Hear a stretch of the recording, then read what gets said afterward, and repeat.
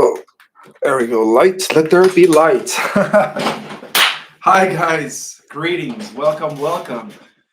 Well, today is going to be a different type of life. I wanted to call it a special life. Now, before I dive into the historical documents regarding the highly classified information that has been kind of slowly releasing through the last few years, because of the fact that the Vatican is going to be holding a press conference releasing what they know about UFOs and the supernatural. I'm sure you guys are well aware of that, but I think that is a distraction. I think that is a distraction. All right, let's just face it. The Vatican has always known about the supernatural. And most importantly, the Vatican has always worked with extraterrestrials, the negative ones, all right? And that is just the facts. Now, tonight's live is going to be rather an overview of all the different documents that have recently been released within the last 20 years, thanks to the age of information. But before I dive into these testimonials and documents, beginning with the Vatican, let me introduce myself. For those that don't know me, my name is Ismael Perez. I am the author of these two books behind me. There they are.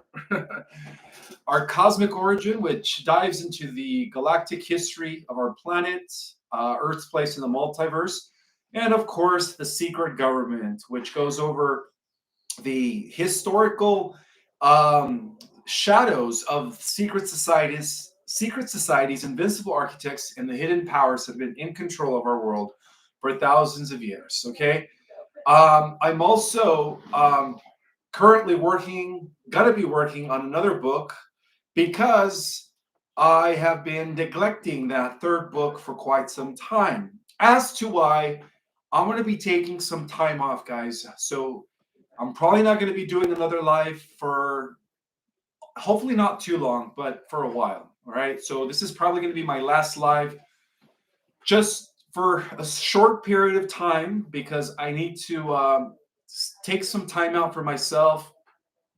I've been going live 3 times a week for the last, 10 months, almost a year. And so I'm going to take some time off. This is going to be my last live, hopefully for not too long, maybe a week or two. I'm not sure how long I'm going to be off for, but I really want you guys to enjoy this live, all right? Today in reference, today is the 17th of March, if I'm correct. 17th of March, no, the 18th of March. Oh my God, right? Another indicator that I'm not living in the third dimensional reality anymore. My brain has shifted. I have no concept of time. So today is the 18th of March, 2024. We are in the positive timeline. And on this very day, Mount St. Helens erupt.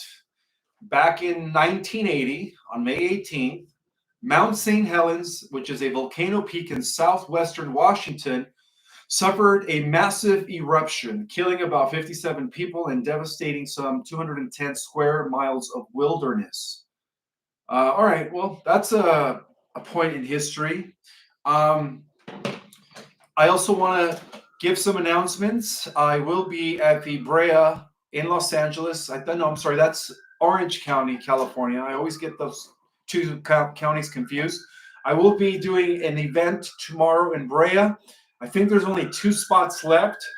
A little bit about the event. It's going to be at a 5D Wellness Center where they have the EE systems. Again, it's incorporating what is known as I drew a blank. It's a type of technology that the government has been suppressing for many, many years. Rife technology. There we go. Rife technology, right? Where they use these EE centers and they broadcast these, I think it's 540 hertz in order to bring the body back to its normal healing state. So for those that are attending, those healing centers have been around for ever since Dr. Sandra Rose came into the picture. She is the doctor, and I did interview her months back regarding the EE Center. So I will be at the 5D Wellness Center. I believe it's only like $20 a year just to have membership in the center. And if you guys want to attend, for those that live in California, there are 2 spots left. I'm going to be doing a presentation, of course, Q&A, and most importantly, you guys get to spend some time with me, some quality time with me for about 3 hours. So that's going to be fun. And as a reminder, I will be presenting at the Starseed Conference this coming July the 7th, right? In about a month and a half. Oh, and I was just booked to speak over at the Quantum Summit Conference in Cape Canaveral. Cape Carnival. Let me just call it Cape Carnival, all right? Forget Cape Carnival. I gave it its own name, Cape Carnival, Florida. This was just arranged a couple days ago with Mel Carmine. So for those that are in Florida, I will be one of the speakers at the Quantum Summit this coming June. I believe is the 9th, 10th, and 11th. Let me check my calendar. 1 second here. It is going to be June. Yeah, the 9th. No, starts on a Friday. The 8th, the 9th, and the 10th. So I will be there for the weekend. For those that are going to be attending the Quantum Summit, it's going to be fun. A lot of other great speakers are going to be there. Doctors, inventors, truthers, you name it. All right. So it's going to be fun to be a part of that conference with Mel Carmine up there in Cape Carnival. Let's just call it Cape Carnival. Like to have some fun here. Another fun fact about myself is that I am very selfless, guys. I tend to attend to others' needs before I do my own. I tend to give to people before I give to myself. And that's another reason why I want to take some time off from my lives, just so that I could, have that time to also give to me. I tend to put everyone else first. So I'm very, very selfless. And another thing about myself is, what can I say? What don't you guys know about myself? Let's see. What else haven't I shared about myself? Oh, when I was a kid, I used to play soccer. Yeah, I used to play soccer. I think my mom had me in soccer ever since I was 5 years old. So I played soccer probably all the way till the age of 8. So for about 4 years, ever since I was a little lad, I used to play soccer, and that's the only sport I was ever involved in. So I'm looking at the chat. And I also want to welcome, if anybody's new to my platform and my channel, you guys are all welcome, regardless of your belief systems, regardless of your opinions, whether you agree with me or not. It doesn't matter. We are all one community here, one Galactic Jedi community, a community of freedom fighters and patriots. That's what we are. So I just want to welcome everybody to the chat and to my platform. So if you are new to my channel, please don't forget to subscribe and share this channel with as many people as possible, as I am competing with my pirated channels. I think both Ismael Perez official has been eliminated. He's been eliminated, whoever he was. I think it was a guy from India. And Ismael Cosmic has also been eliminated.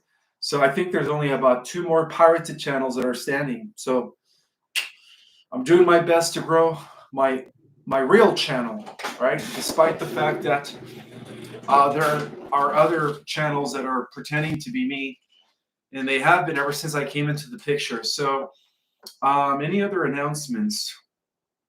So again, guys, I'm going to be taking some time off. I don't know how long, maybe just a week or 2, who knows? But this is going to be my last live. I'm not going live Monday after all. I apologize, right? I need to take some time off to work on other things. Something secret in the makings. No. I really just need to take some time off for myself. I've been doing a lot lately, and I'm a little overwhelmed, you could say, but it's okay, because I love to share. I love to spread the knowledge to as many people as possible, and that makes me happy. Uplifting others, being a huge proponent in the awakening process is what allows me to be in that state of mind where I know I'm doing well and I'm doing good in this planet. So I just want to acknowledge some of the Galactic Jedis. And yes, guys, I'm going to be live for about 3 hours today. So So let's just take our time and enjoy this last live for a while. I want to acknowledge who else is in. Let's see who's in the house. Let me put on my glasses. Again, today's topic is going to be some of the some of the secret covert projects that have been unveiled within the last few years, thanks to the age of information. Of course, I'm going to go over some of the documents that the Vatican is going to be releasing very soon. And my opinion is that that's a huge distraction because of the fact that the White Hats Earth Alliance is about to activate the global military. So that's a huge distraction. So I'm going to go over some good information today. And then, of course, I'm going to open it up for Q&A. And yeah, we're going to be here for about 3 hours if you guys want to hang out. Hopefully you guys have had some food. I just had something to eat, so I should be good for the next 3 hours. I want to acknowledge Valentina is in the house. Thank you so much for the heart. Sylvia Bedell's in the house. Sherry Noel, Mountain River, Mathis Chronicles, Emmett. Emmett is in the house. Joanna is in the house. Stardust Diamond is in the house. Tino Petrinocio's in the house. Jill Hunt. Mary Jean J. Lee Starr. Melissa by Design. Gabriel F. New York. Joanna. Kiv Rojas. Jimmy W. Who else is in the house? Cosmo Monica is in the house. Venus 99 is in the house. Thomas Hill, Paul Michael, Sherry Noel, Jimmy W, and everybody else. I have over almost 400 people that are tuning in so far. Thank you guys so much for being here. It is a great honor. Again, for those that are just jumping in the live, before I go into some of the highly classified information that was concealed not only by our own secret government, but I'm also going to go over some of the documents that the Pope, I guess he was supposed to release those when? The 17th, yesterday. All right, so supposedly the Vatican held some press conference releasing what they know about the supernatural and, of course, ufology, extraterrestrials, and advanced alien craft. So I'm going to go over these topics today. But before I do want to just let all the latecomers in on what I've said at the beginning of this live, and that is that after today, I'm probably going to take some time off, not too long, just maybe, I don't know, a week or two at the most. So this is going to be my last live just for about a week or two. I'm not exactly sure how long. Hey, I might surprise you guys in a week, all right?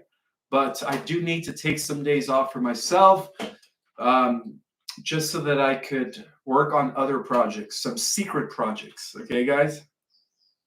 All right, so let's start with the Vatican. All right, so according to Newsweek, pressure on Vatican to reveal archives after the UFO cover-up claims. All right, this is coming from Newsweek. Pressure is growing on the Vatican to shed light on whether it was aware of a UFO being retrieved from Italy in the year 1930, aimed a slew of claims about the U.S. government's knowledge and handling of contact with alien life forms. It follows claims made by David Grush, a U.S. Air Force veteran who previously worked at the National Reconnaissance Office of UFOs in an interview in June, that an unidentified aerial phenomena, an AUP, was recovered from Magenta, a town near Milan in Italy in the year 1933, before becoming a U.S. possession with the help of the Papal State. Again, guys, the Vatican, this is nothing new, right? Let's just face it before I continue. The Vatican has been working for negative extraterrestrials, fallen angels, whatever you want to call them, since their inception, all right? Come on. They're the people who seized the Alexandrian Library and took all those documents, ancient documents, clearly testifying the existence of multiple advanced civilizations and extraterrestrial life forms. All right, let me continue. According to this Newsweek report, pressure is growing. The whistleblowers was among the people to recently testify to the House Oversight Committee on the allegations. He repeated his earlier claim that the federal government had been aware of non-human activity since the 1930s. Excuse me. The Department of Defense, the DoD, and NASA have publicly stressed that they have no evidence of alien life or of a government program that reverse engineers alien materials. Go figure. Yeah, right. The alien probe was launched after Grush, who resigned from his post in April, told News Nation that the government had retrieved several non-human origin technical vehicles, some of which contained dead pilots. In the same interview, he claimed that under the fascist dictator Benito Mussolini, who of course was financed by who? For those that have read The Secret Government, Invisible Architects, all fascism has been orchestrated and financed by, you know who, right? The Jesuits. All right, so Mussolini, the Italian government had recovered a UFO and moved it to a secure airbase for the remainder of his regime, which ended up with the Allied occupation of Italy.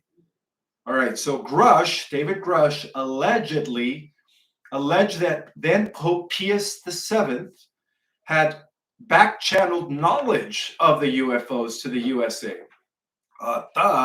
The Vatican, for almost 2,000 years, has been hoarding all these documents underneath Vatican City, which ended up scooping it up from them. Okay, so when asked explicitly whether he was saying that the Catholic Church knew about the existence of alien life, Grush responded, certainly.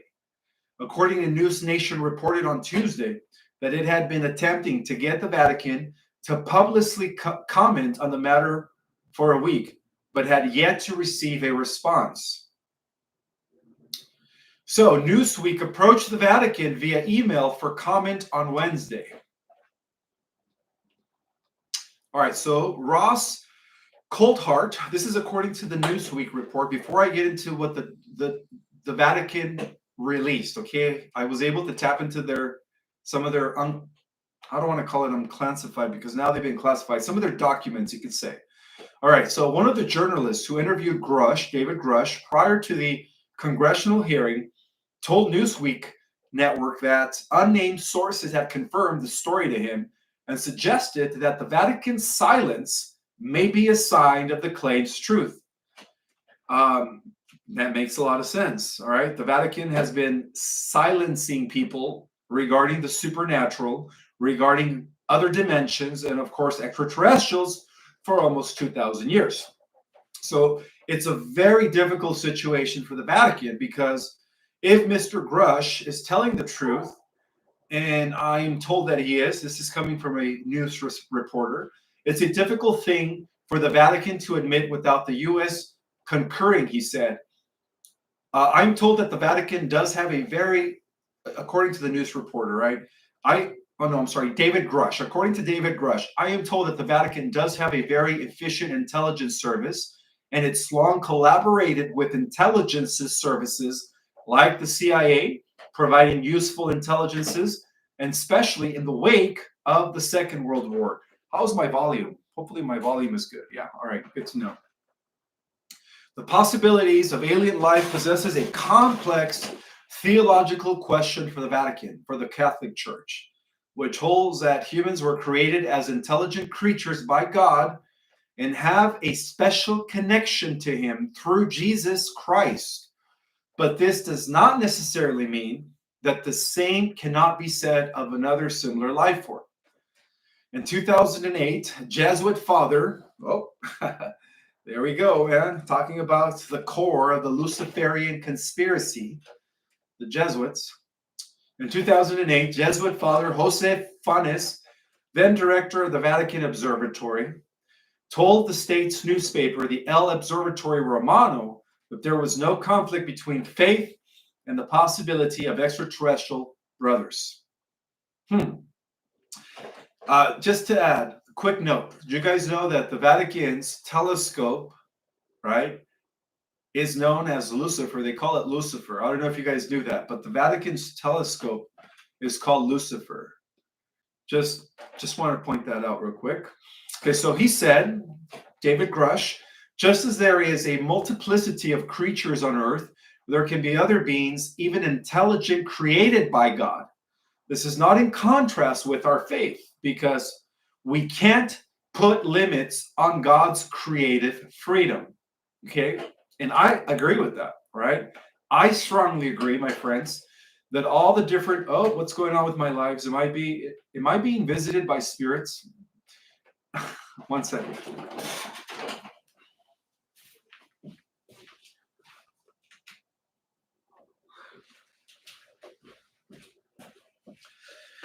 There we go. Okay, so I strongly believe that the infinite creator created life all throughout the multiverse. And I speak about that in my presentations. I talk about that in my class. All the different extraterrestrials out there, guys, they're all made by the one God. So in that regard, yes, we do share a big cosmos with brothers and sisters of different types of life forms. All right. And that, my friends, is a fact. Okay. So this is not in contrast with our faith, because we can't put limits on God's creative freedom. 390 years ago, it was that the Vatican that tried Galileo as a heretic for arguing that the earth wasn't at the center of the universe. And in nearly 400 years, I have to say, this is according to David Grush, that the Vatican has actually shown quite credible openness to science, or the new evidence, right? Coldhart commented, noting that the Vatican had hosted a conference on astrobiology in the year 2009. Everything I've ever read about the Vatican suggests a lot of the work they're doing at the moment is trying to demonstrate that there is no incompatibility between religious belief and good science. He added, I just wonder, I can only speculate whether it's driven by information that it does possess, as Mr. Grush suggests. Coldhart said, well, he had spoken to someone who had been granted access to the Vatican's archives. And I will be sharing some of that information, right, that is coming from the Vatican archives in a moment, which they said ran extensively underground with 53 miles of shelving. That's a lot. That's a lot of information. And suggested that documents that provide evidence for Grush's claims may be found there by the select few with permission to enter. So following the hearing on July 26, the DOD spokesperson Sue Gao previously told Newsweek that the All-Domain Anomaly Resolution Office, AARO, had not discovered any verifiable information to substantiate claims that any programs regarding the possession or reverse engineering of any extraterrestrial materials have existed in the past or exist currently. The DOD takes public interest in UAP seriously, she added. The department is fully committed to openness and accountability to the American people, which it must balance with its obligations to protect sensitive information, sources, and methods. Reacting to the claims in the witness testimony, scientists have remained skeptical of visits by alien life while keeping the door open to the possibility, noting a lack of concrete evidence produced during the hearing. Newsweek approached Coldhart via an email for further comment on Wednesday.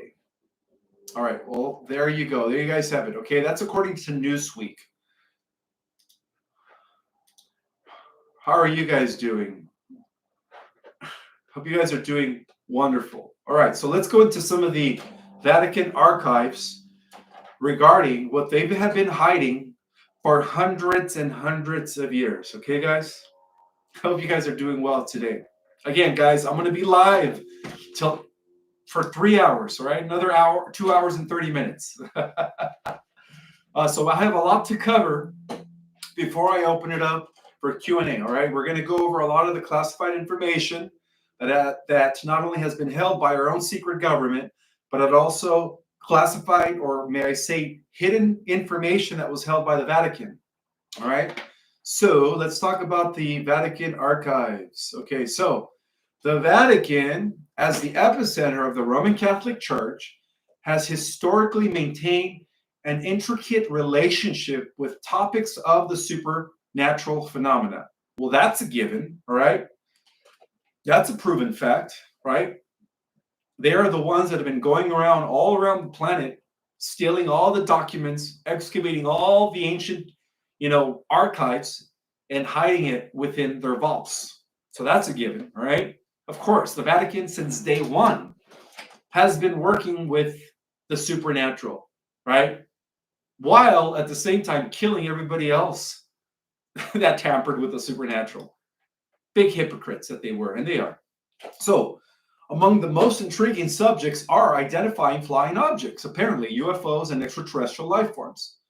All right, so let's explore the Vatican's stands and documented insights on UFOs and the supernatural, shedding light on historical and contemporary perspectives within the church. So, from its inception, the Roman Catholic Church has engaged with the supernatural, all right? Miracles, apparitions, and divine interventions are integral to its narrative, all right? Early church fathers such as Augustine and Aquinas discussed phenomena that transcended natural laws, laying a theological foundation for later considerations of extraordinary events. So, from its inception to medieval times to the Renaissance, okay? During the medieval period and the Renaissance period, the church maintained a caution yet open stance on supernatural occurrences, all right? The Vatican archives contain numerous accounts of visions, celestial phenomena, interpreted with a theological framework. This period saw the integration of Aristotle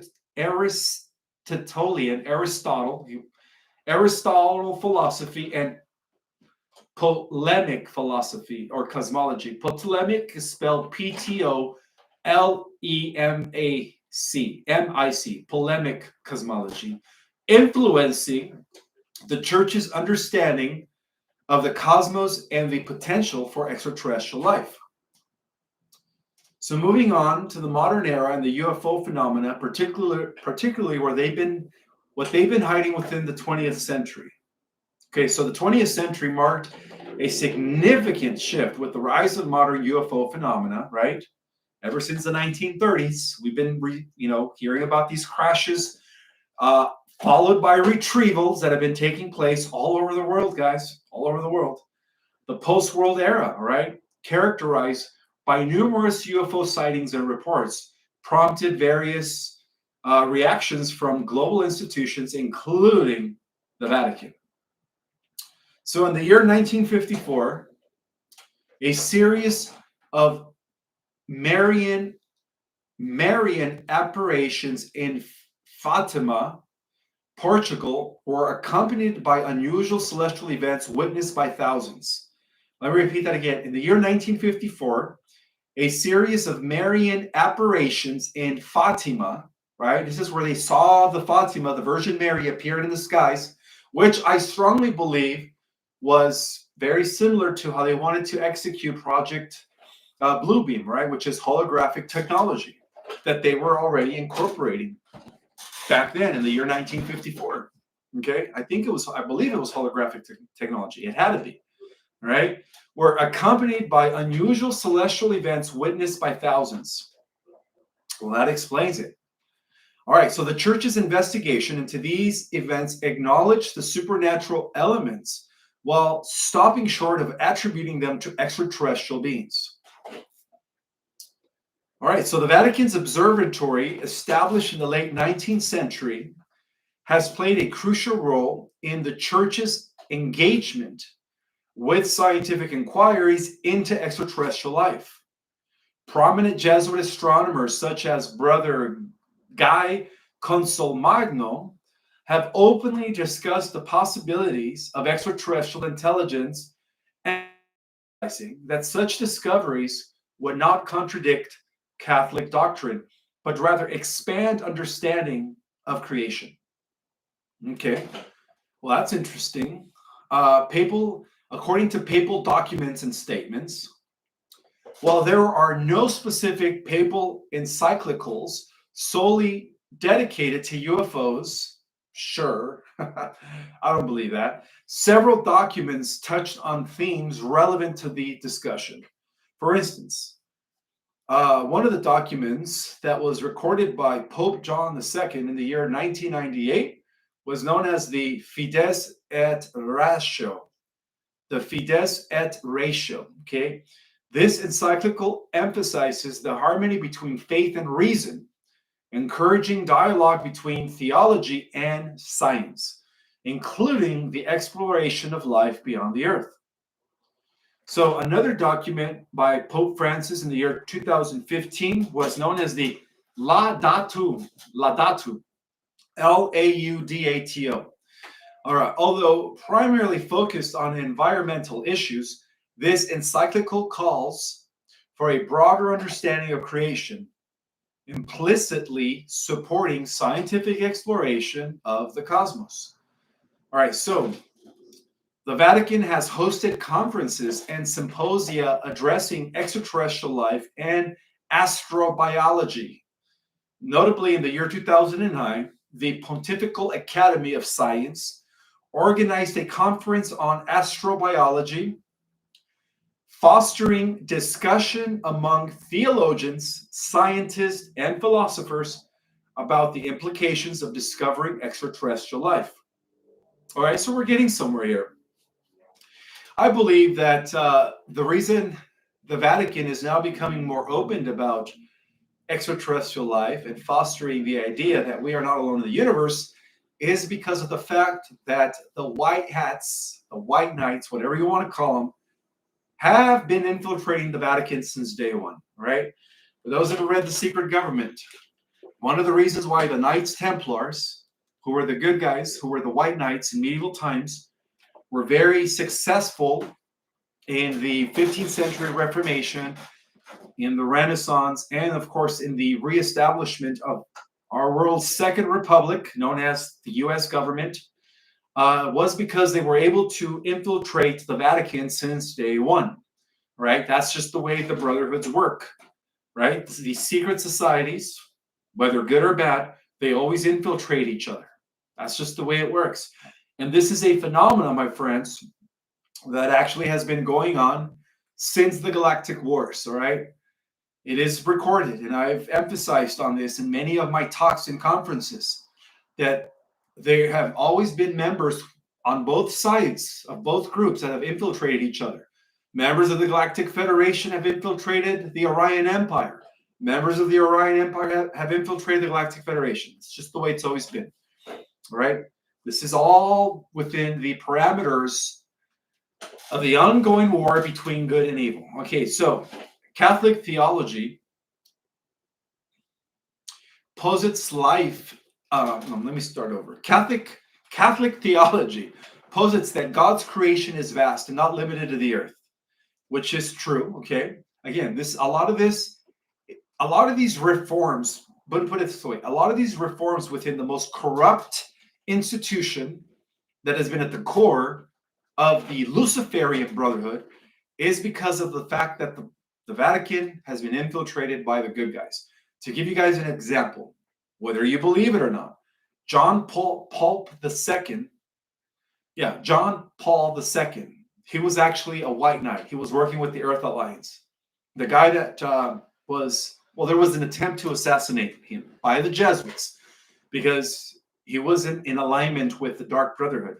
John Paul II, the Polish Pope, was actually a white hat, believe it or not, guys. That's just to give you an example of how, the brotherhoods work, okay? So Catholic theology posits that the God's creation is vast and not limited to the earth, which is a fact. The existence of extraterrestrial life would be seen as part of God's creative plan. Theologians such as Karl Rahner and Pierre Teilhard de Chardin, who was a Knights Templar, he was working for the Brotherhood of Light in medieval times, 1,000 years ago, have explored the theological ramifications of encountering intelligent extraterrestrial beings, suggesting it would enhance rather than contradict Christian theological understanding of creation. All right, so a significant theological question pertains to the University of Christ's redemption. If intelligent extraterrestrial beings exist, how does Christ's salvific work apply to them? Right? We're talking about the idea that Christ came to die for our sins. Okay, so let me repeat that question. If intelligent extraterrestrial beings exist, how does Christ salvific, or what he, his crucifixion, how does that apply to them? Right? Theologians debate whether Christ would incarnate multiple times in different contexts, or if this singular incarnation on earth, which happened 2,000 years ago, right? There are many accounts that testify that Jesus Christ was a real being, all right, and he did incarnate. I don't disagree with some of these other people who are trying to negate that he ever existed, all right? I don't agree with that. Christ did exist, all right? And he did pave the way for a better world, all right? So let me continue. Theologians debate whether Christ would incarnate multiple times in different contexts, or if his singular incarnation on earth suffices for the entire cosmos. Well, for those that have read my book, Our Cosmic Origin, one of the things that I did talk about in that book is that his crucifixion on planet Earth 2,000 years ago allowed him to become master son of his creation, right? Before that, he was co-ruling this universe as a vicegerent son of the universal father coming from the central universe, okay? So that was one of his 7 bestowals. So the fact that he incarnated as, right, Christ Michael came into the earth as Yeshua 2,000 years ago to become a sacrifice allowed for the redemption of the entire universe. And that's my personal belief. And that, to me, my friends, I resonate with. All right, so let's continue. So the Vatican's engagement. And let's see. Oh, my God. I want to see what you guys are saying about this. Let's see. Yes, he revered many curses. That's right. Christ also undid the reptilian gene. What else? I was just checking out the chat really quick. All right, let's continue. So the Vatican's engagement with UFOs and the supernatural reflects a nuanced approach that balances faith with reason. Historical and contemporary perspectives within the church demonstrate an openness to scientific inquiry while maintaining theological integrity. As scientific advancements continue to probe the cosmos, the Vatican's documents and statements offer a framework for understanding the profound questions surrounding extraterrestrial life and its implications for humanity's spiritual journey. So,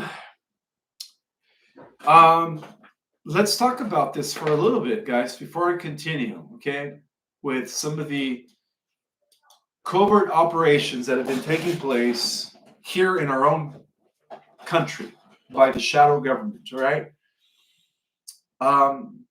The reason why all this is happening now is because this is all leading to disclosure, right? Even the Vatican has been infiltrated by the Earth Alliance in order to push their documents, in order to release what they know about extraterrestrial life forms and how it could be integrated with the concept of, religion in a way, spirituality. Let's call it spirituality, right? Yes, all right. The fact that there are many, many types of biological life forms out there on different degrees and densities or dimensions, they all fall as children of the one God. All right. So this is where it's all leading. All right. One God for all life forms in the cosmos. All right. That's where this is all leading to. I strongly believe in that. All right. But this one God is known as the infinite creator. It is what we call source, right? Source. The one infinite creator created life on every level of existence, right? From pure light beings with no physical form to pre-material realm, hydroplasmic forms to crystalline structures to the variety and diversity of biological life forms, all under the one God, guys. I strongly believe that. All right, so this is where it's all heading as we go into disclosure. Give me a second before I continue. Let me get my water.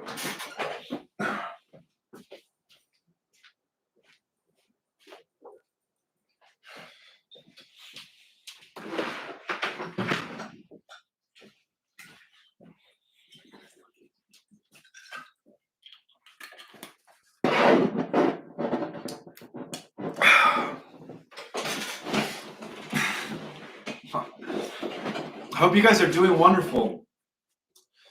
Wow, talking about feeling those powerful solar flares, the CMEs, man, I'm still feeling them. In fact, right before my live, I actually took a 45-minute power nap because there's no way I was going to be able to do a 3-hour live if I didn't take my 45-minute power nap.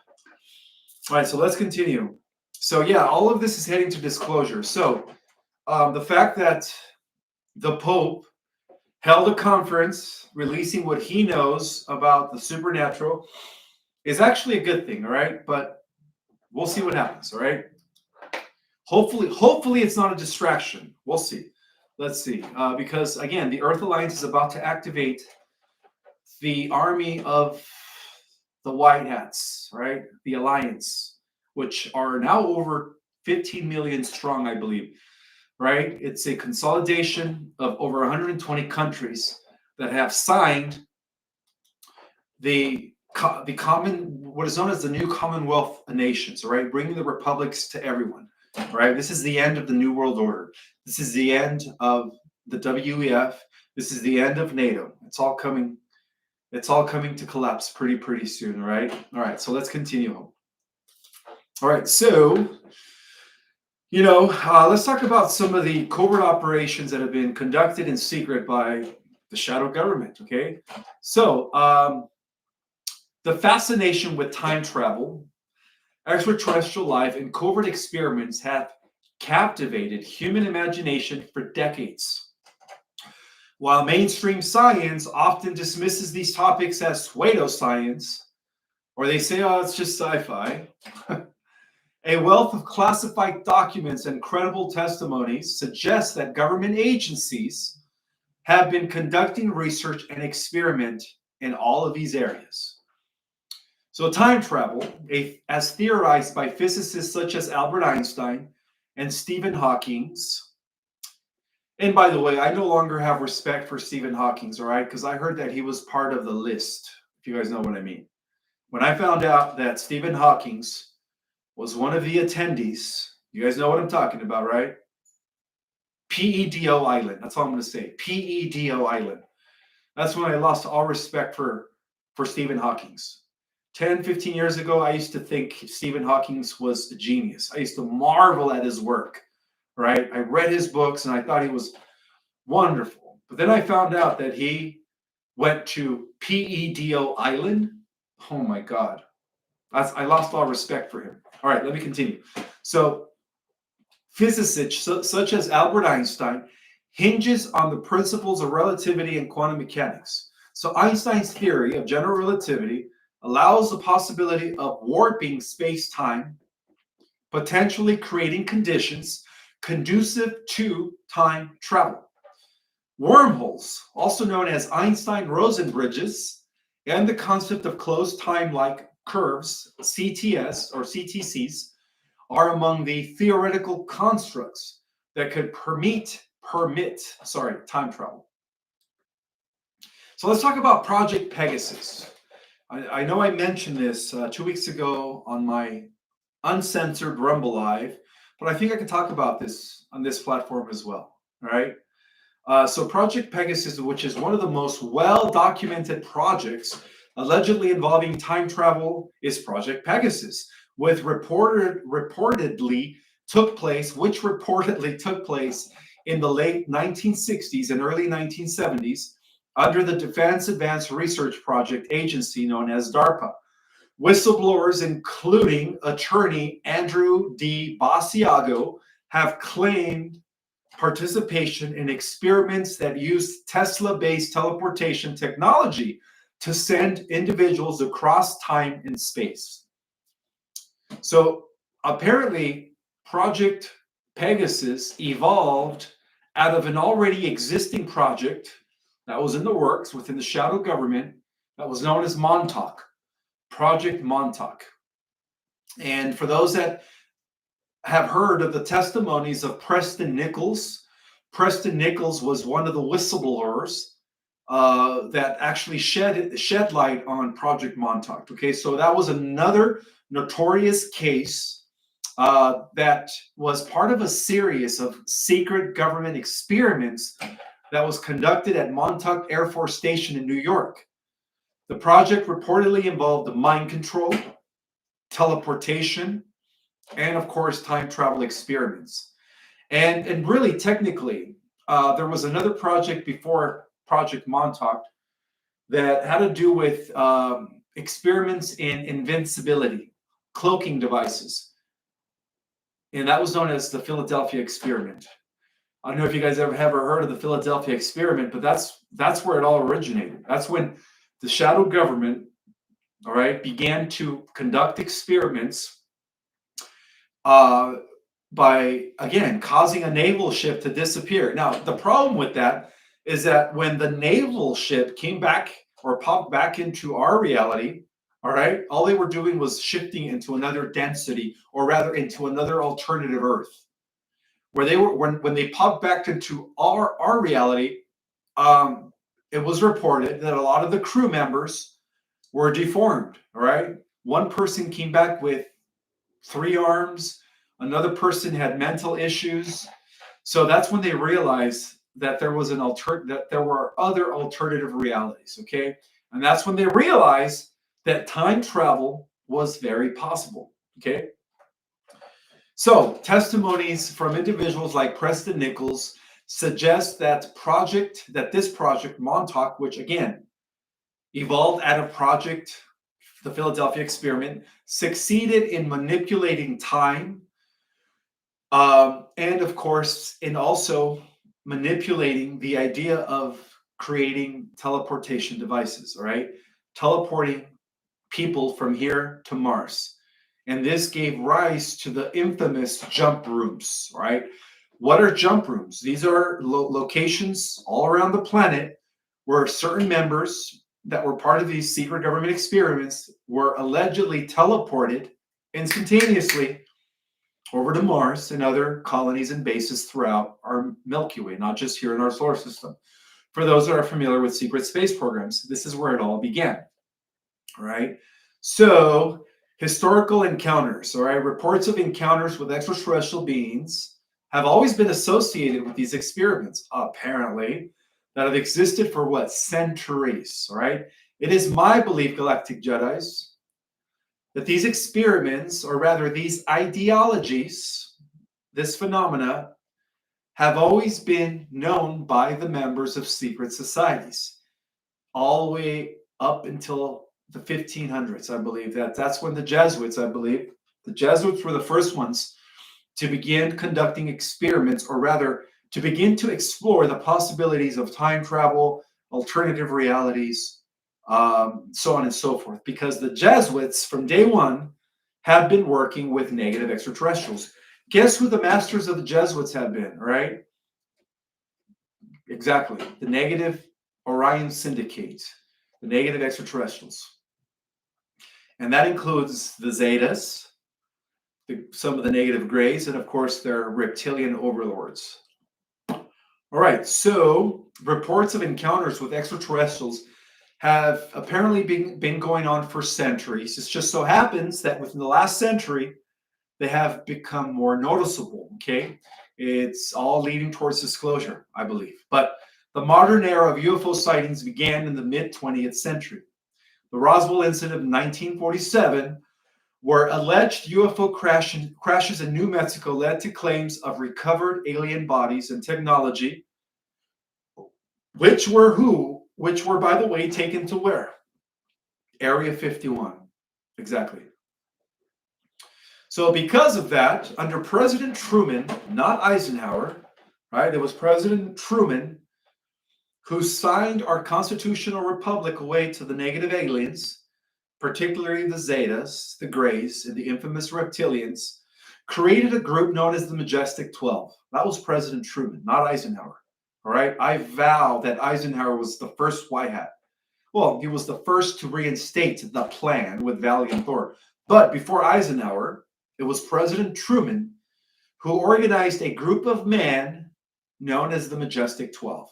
According to various documents, the Majestic 12 is a purported secret committee formed by President Harry S. Truman, not Eisenhower, all right, to investigate and manage extraterrestrial encounters and technology.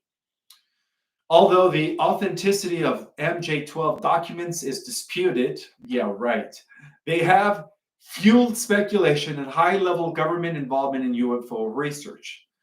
Well, it is believed, according to what I've discovered, my friends, that when Eisenhower came into power, he tried to dismantle Majestic 12, and he tried to use our military.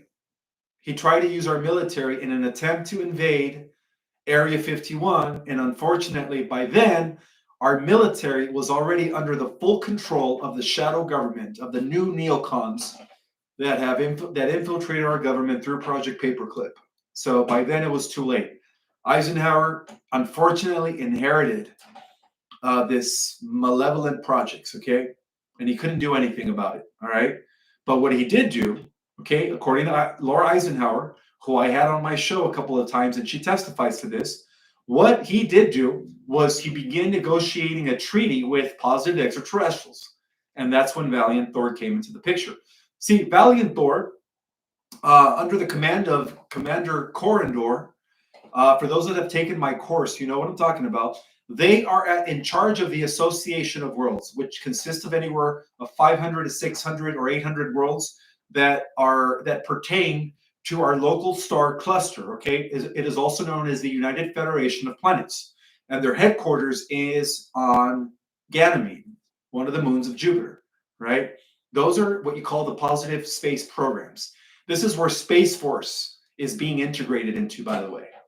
All right, so Disclosure Projects initiated by Dr. Stephen Greer. The Disclosure Project has collected testimonies from military personnel, government officials, and scientists who claim direct knowledge of government interactions with ETs. These accounts suggest evidence and cover-ups and the existence of advanced alien technologies. All right, that's nothing new to us. We've already known that, right?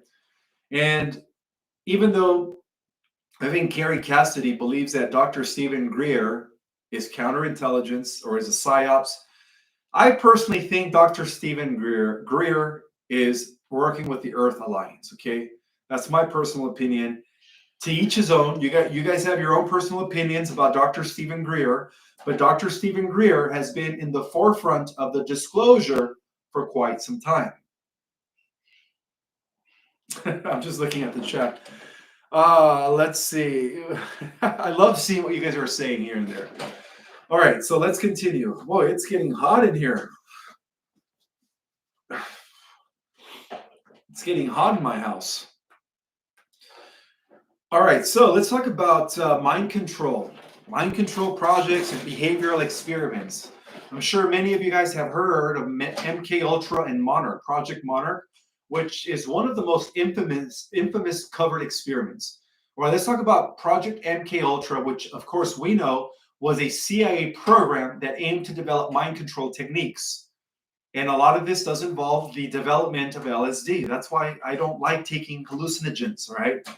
But there is a difference between releasing natural DMT through plant medicine than taking a chemical tab, whatever you want to call it, okay?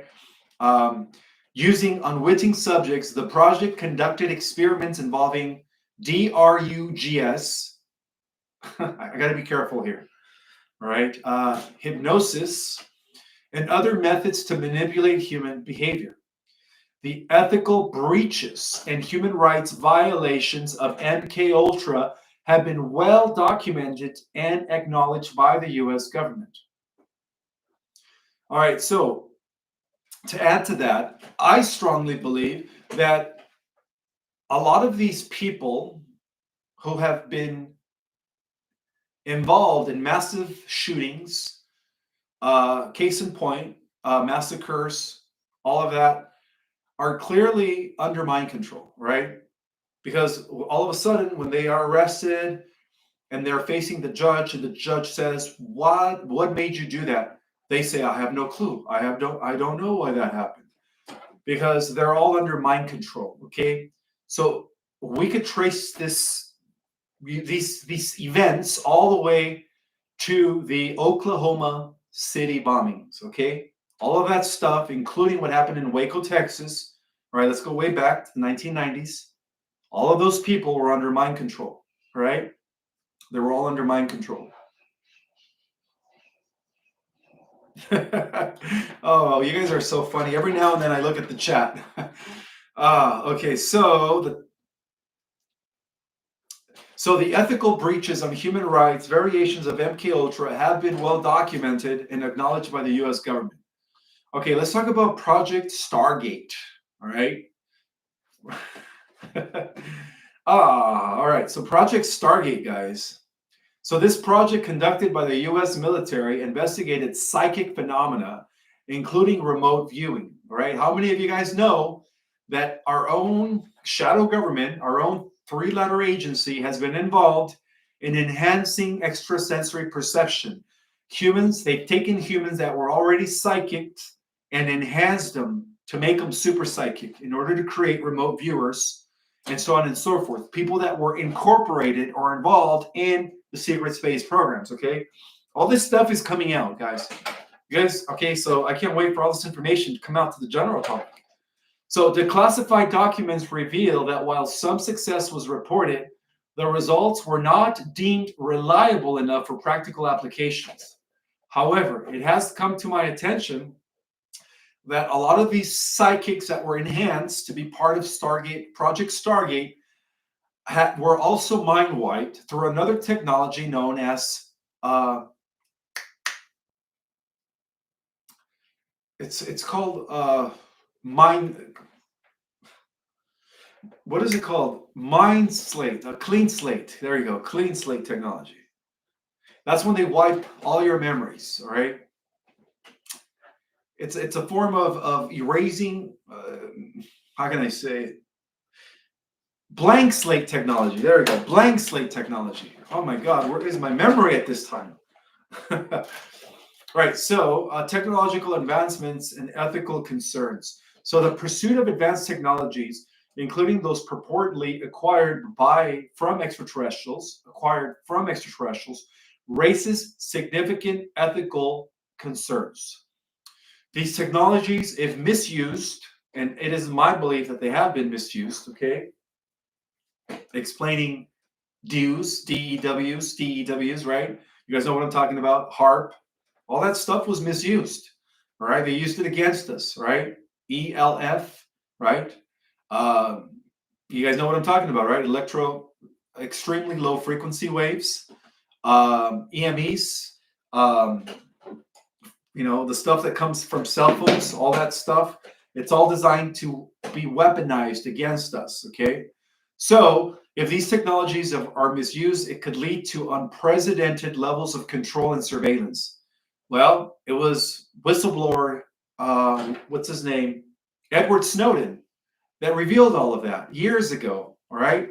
And I think he's still on the run. I don't know if they caught him, but anyways, moreover, the secrecy surrounding these projects undermines public trust in government institutions and stifles scientific progress, restricting access to potential revolutionary discoveries.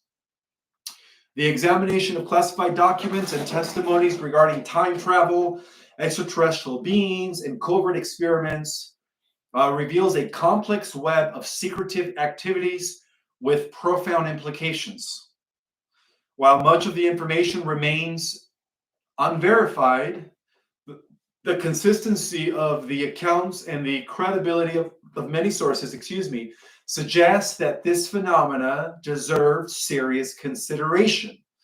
Moving forward, increased transparency and ethical oversight are serious considerations, or are serious essential to ensure that scientific advancements benefit humanity as a whole and do not compromise individual freedoms or societal integrity, my friends.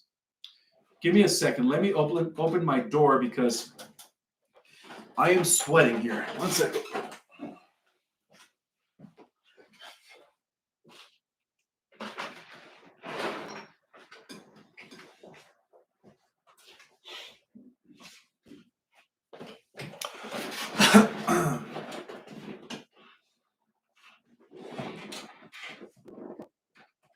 I will take the super chats as soon as I'm done. All right. I'm almost done. I have a little bit more to share with you guys.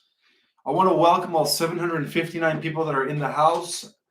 I hope you guys are having a beautiful weekend.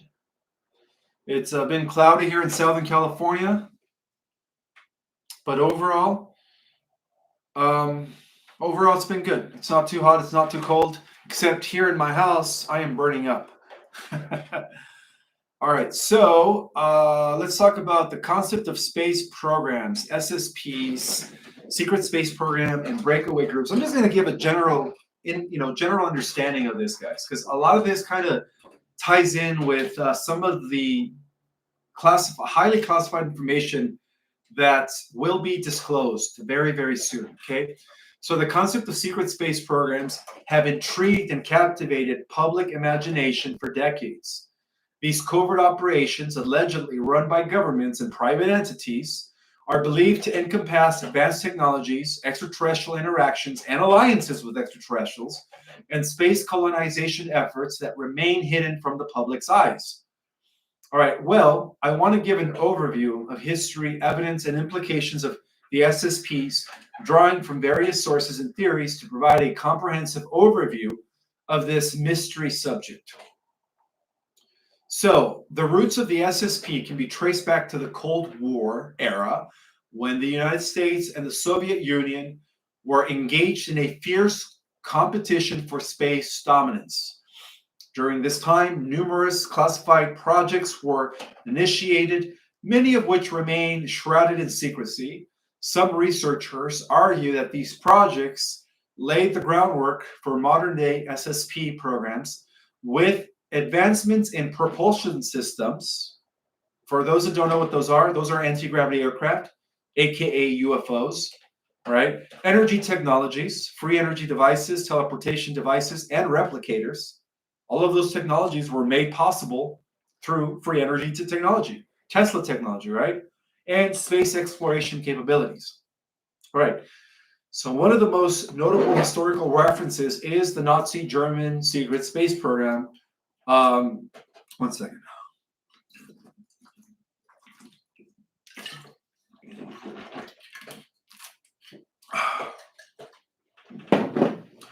So one of the most notable historical references is the Nazi secret space program, which purportedly involved the development of advanced spacecraft and propulsion systems in secret by the Nazis, who were the first to colonize and establish a base in Antarctica.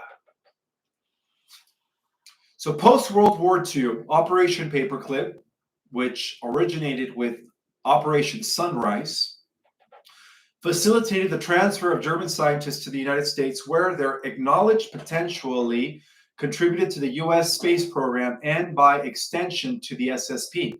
So we could say that NASA was a front organization and still continues, because within the private domain, the elites are already a couple thousand years ahead of the general public in technology.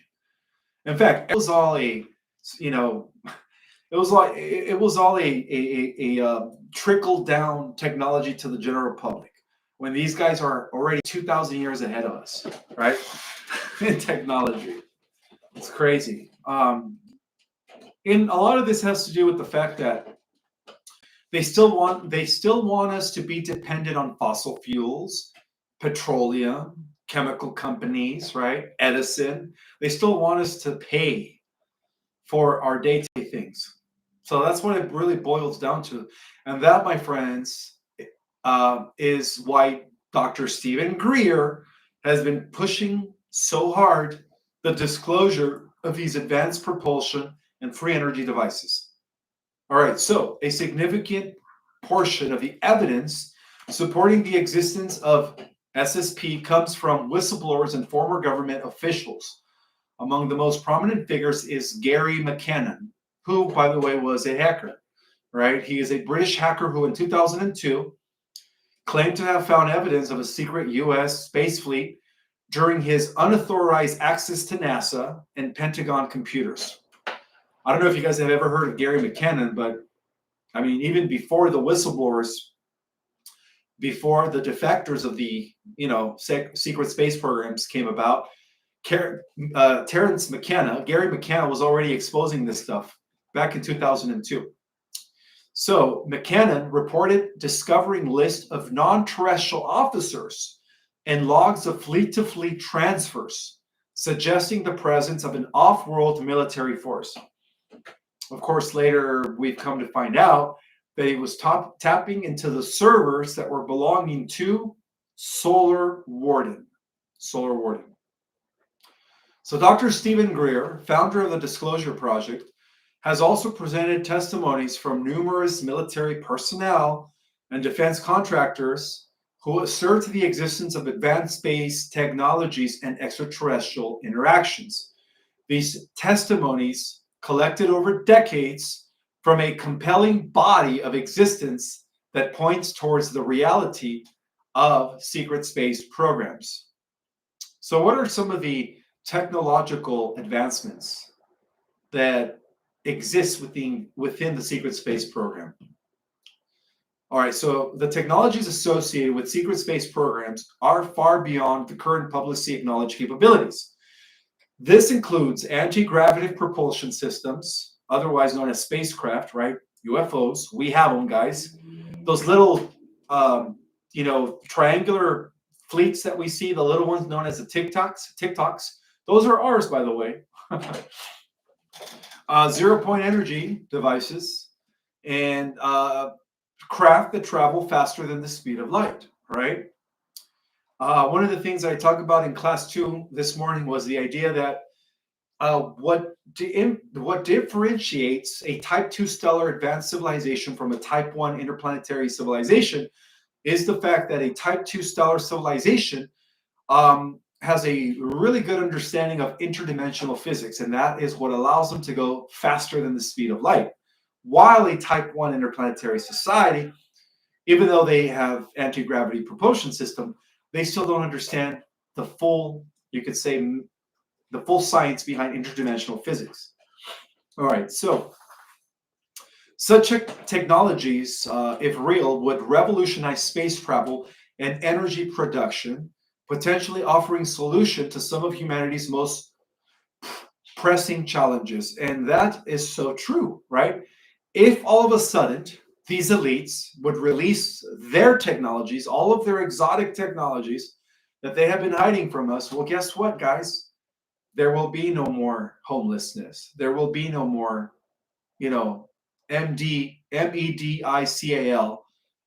facility, practice, right? Western medicine, whatever you want to call it.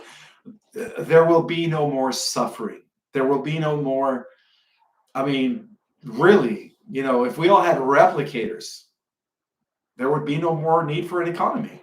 You think about it, right? So the black budget, a term referring to classified government spending, is often cited as a source of funding of these advanced technologies. Well, wasn't it Rumsfeld who all of a sudden, right before 9/11, declared that all of a sudden trillions were missing, right? Do you guys remember back in 2000? Rumsfeld, in his famous speech, said, "What happened to all these trillions?" Well, where do you guys think these trillions went to? All right, so the black budget, a term referring to classified government spending, case in point, is often cited as a source of funding for these advanced technologies. Estimates suggest that trillions of dollars have been funneled into black projects over the decades, supporting the development of SSP-related technologies. So a recurring theme in SSP theories is the involvement of extraterrestrial beings. Advocates claim that SSPs have established contact with various alien species, leading to technological exchanges and collaborated efforts. This notion is supported by numerous reports of unidentified flying objects and unexplained aerial phenomena, which some believe are evidence of advanced extraterrestrial craft. One of the most controversial sources supporting the idea is the alleged testimony of retired aerospace engineer William Tompkins, who claims to have worked on secret projects involving extraterrestrial technology. And shortly after Truman sold us out to the negative alien agenda syndicate from Orion, the Zetas, the Greys, the Naboo, and the Siakar, the reptilian overlords, shortly right after that, positive military groups that were established by Eisenhower involving William Tompkins began negotiating with the Venusians, the people from the Jupiter Command, and of course some of the Pleiadians, to begin building the positive secret space program that evolved into what we call Solar Warden. And when you think of the terminology of Solar Warden, what does Solar Warden mean? The Interplanetary Police Force, right? Solar Warden.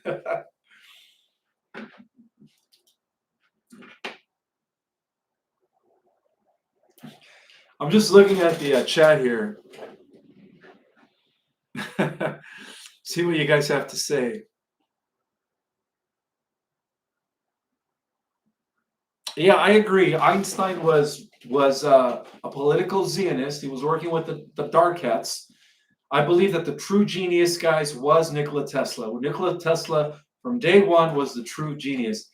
Who knows? Perhaps Albert Einstein stole some of the concepts of Nikola Tesla. Who knows? Who knows? All right, so let's continue. So William Tompkins apparently worked on some of these secret projects involving extraterrestrial technology. According to Tompkins, several advanced spacecraft designs were directly inspired by alien craft observed by military personnel. Well, I do believe that at that point, Valiant Thor, Commander Corridor of the Association of Worlds, and of course, Commander Hatton Sirius Hayton and the Ashdar Command were already working deals with the positive military groups, hence the plan, in order to counteract the disturbances that were taking in the galaxy by members of the Dark Fleets, who were the they were the Nazi super soldiers, which were really a group of cyborgs. Let's admit it, guys. The Nazis were the first ones to develop cyborgs. Oops. And of course, members of the Interplanetary Corporate Conglomerate, which were a bunch of neocon fascists that were conducting us, trade, commerce up in space. All right, so moreover, the existence of the SSP raises ethical and societal questions. The secrecy surrounding these programs suggests a lack of transparency and accountability, potentially undermining democratic processes and public trust. The revelation of SSP could also prompt a re-evaluation of resource allocation and global priorities, as the advanced technologies associated with these programs could address critical issues such as energy scarcity and environmental degradation. So secret space programs represent one of the most intriguing and controversial topics in contemporary science, all right? Let's admit it, guys. There are two types of community of scientists, all right? We have the open community of scientists, which are still very controlled by the cabal, that are adhering to the idea that only the physical realm exists and the supernatural and anything that is not currently measured by science cannot potentially exist. And then we have the secretive group, or more of a clandestine community of scientists that are working within the NSA, that are known as the Advanced Contact of Intelligence Organization Group, right? The ACIO. And those are the scientists that are in the know, right? There are different levels of, you could say, some people believe that there's 16 levels, but I believe that there's more, where all of a sudden you know exactly what's really going on at the highest level of the pyramid, right? The highest level of the pyramid, we have been working with all kinds of ETs within the private sector, okay? Negative ETs that have been indirectly in control of the cabal, and positive ETs that have been working with the Earth Alliance, right? And that's just a fact, guys. That's just a fact. So while definite proof remains, again, suppressed, the accumulation of testimonials, historical references, and technological advancements suggest that there may be more to space exploration than meets the eye. So as we continue to probe the depths of this mysterious subject, the possibility of uncovering hidden truths about our place in the universe becomes ever more tantalizing. And technically, let's be honest here, all right? The fact that the CIA, I shouldn't say that here, all right? This whole concept of the flat Earth psyops was designed to A, continue hiding the fact that B, there are many star systems out there, innumerable worlds, billions of galaxies in the known universe. This is as far as it can measure. And C, that there is a hollow Earth, right? That these extra continents that were supposedly discovered beyond Antarctica were actually inside the Earth, okay? So that's another reason why this three-letter agency completely fabricated the story of the flat Earth, okay? I can't wait for the truth to come out regarding the falsification ideologies of the flat Earth psyops. I have exactly 777 people in the house. Well, isn't that a synchronicity? That's God's number. It's totally divine. Love it. 770. Okay, I guess 7 people just exited. That's awesome. 777, huh? That's God's number. Another thing I wanted to share, guys, is again, when it comes to listening to channeling information or transmissions from any group, any extraterrestrial group, it's very important to have discernment. Very important to have discernment. All right. For instance, let me give you guys an example. Because the Earth is the most important planet, not only within our universe, but within the entire multiverse, it is heavily protected, right? It is heavily protected. The stargates are being protected.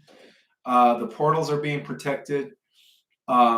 Therefore, all of the different types of extraterrestrials, ultra-terrestrials, meta-terrestrials, there's so many names, right? Other dimensional beings that are coming in through the portal of the sun are all positive, okay? Some of these ultra-terrestrials or otherworldly intelligences that are coming in from even other galaxies, a lot of them are actually scientists, all right? They're scientists because what's about to take place here on this planet, where an entire planet is about to go on ascension, right? It's something that has never happened before in the history of the universe. So that explains why a lot of extraterrestrial scientists are coming in through the portal of the sun, because they are taking notes. They're documenting exactly what's about to go down when the Earth ascends. And that, my friends, is not a bad thing, okay? These are peaceful extraterrestrial scientists that are coming in through the portal of our sun. Let me just say this. There are no negative ETs allowed in our solar system at this time. The gates, the portals have been sealed by the Emerald Order and the Intergalactic Council of Free Worlds. The gates, the portals have been sealed. Only positive entities, peaceful explorers, whether they are coming from our galaxy or whether they are coming from other galaxies, are carefully screened by the Interdimensional Council of Free Worlds and the Meta-Terrestrials, the Raw Confederacy, the Association of Worlds, and all of the positive groups that are assisting us at this time, right? They are all being screened to make sure that no negative entity intervenes with the ascension of planet Earth. All right, guys? All right. Give me a minute, guys. I got to use the restroom. 1 second.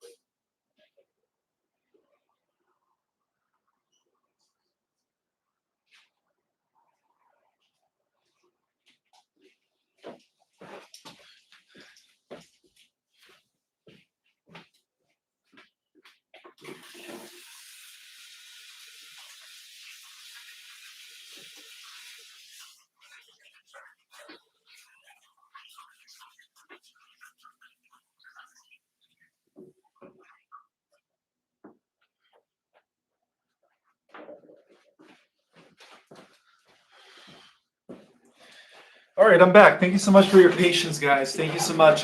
Doing a 3-hour live today. We still have about an hour and a half. So another thing I wanted to mention in reference to what I just said last is that because the Earth is known as a mother arc planet, it is the greatest laboratory, not only within our universe, but in the entire multiverse.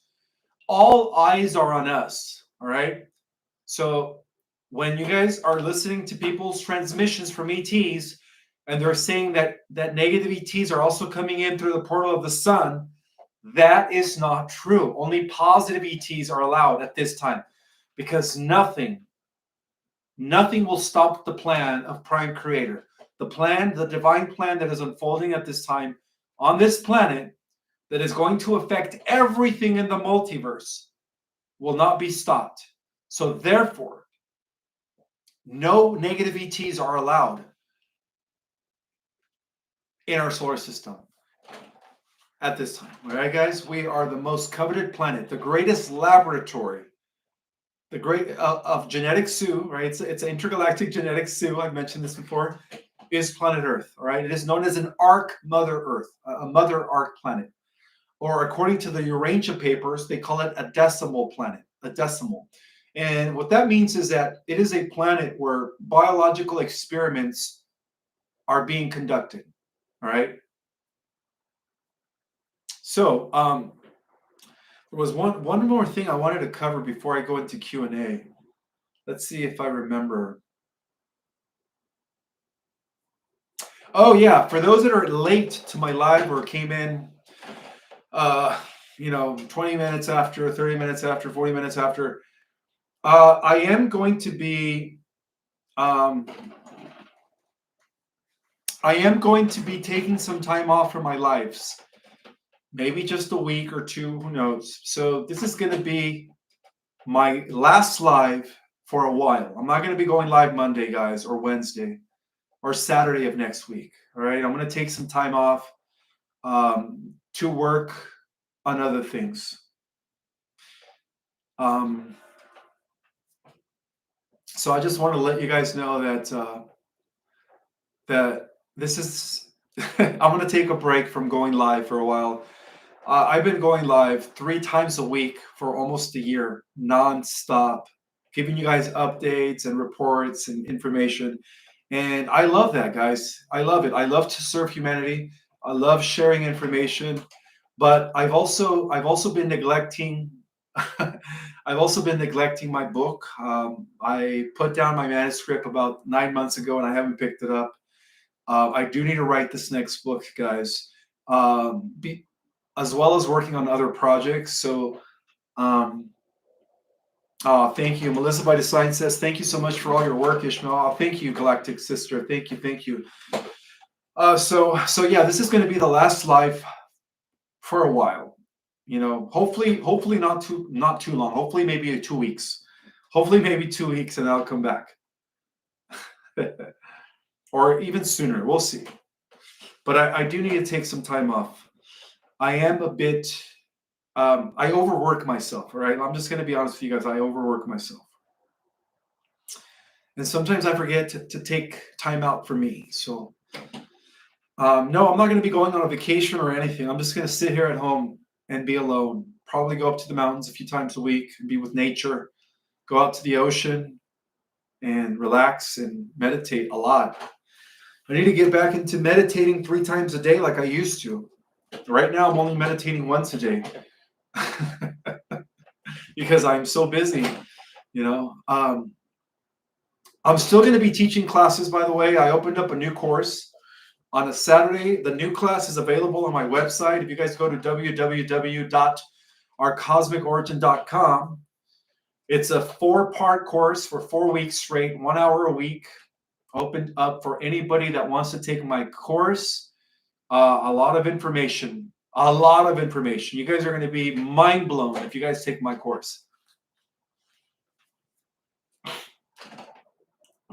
All right, so I'm going to go ahead and take some of the super chats first. I wanted to thank Stuart Williams. Thank you so much, brother, for being here. And then I'm just going to go down the questions now.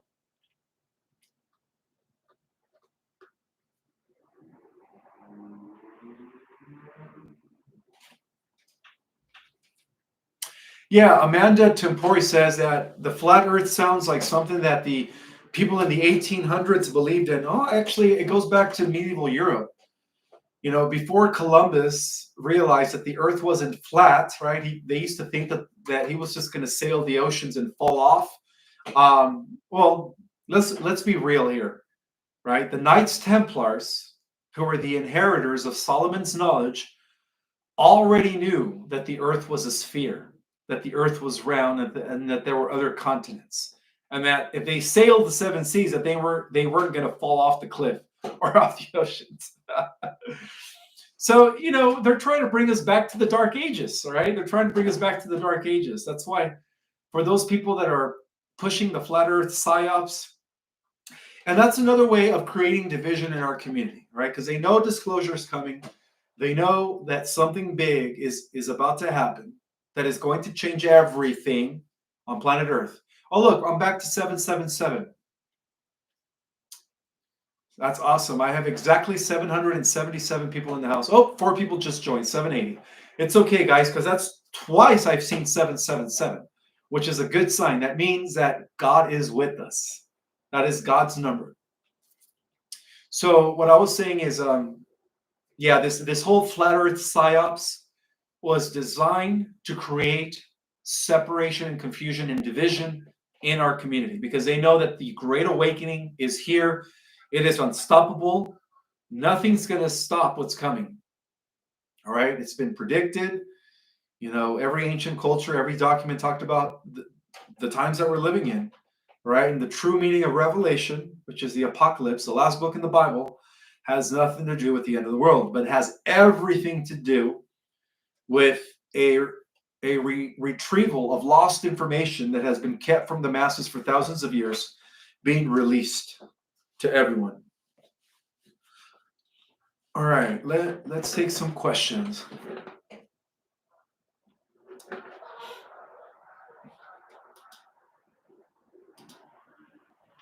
All right, this is a good question from our sister Amanda Wilk. She says, Ishmael, when will we be...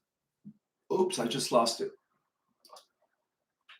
When will we be able to walk in the vaults in the Vatican and see what's been hidden from us?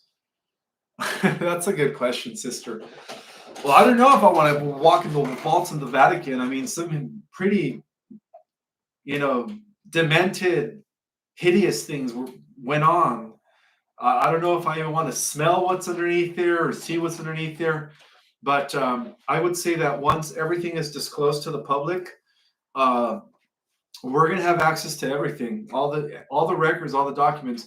But you guys have to understand that underneath Vatican City, there are underground tunnels that connect with other underground tunnels worldwide.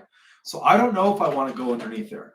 I think it's pretty scary to see what we could find there. Perhaps a lot of dead bodies, Let's face it, for the last 2,000 years, ever since the Vatican was in power, well, where do you think where all the humans' rituals were taking place in order for them to what? To appease their gods, their reptilian overlords. That's right, they were taking place within the Vatican, underneath the Vatican. So I don't know if I want to go down there. I think it's just tainted with black magic, sorcery, and all kinds of blasphemous things. So I don't know if I want to even absorb that energy. I think it would be scary. That's just my opinion. Marilyn Sinquinami, thank you so much, sister. Happy time. Enjoy the ocean and the mountains. You will be missed. Oh, thank you. Thank you. Thank you. Thank you, guys. Again, guys, deep gratitude to all the Galactic Jedis out there. You guys are amazing. You guys are the reason why I've been at it 3 lives a week for the last year, nonstop, giving you guys information, teaching you guys, everything that we need to know to prepare for the disclosure. And much more, of course.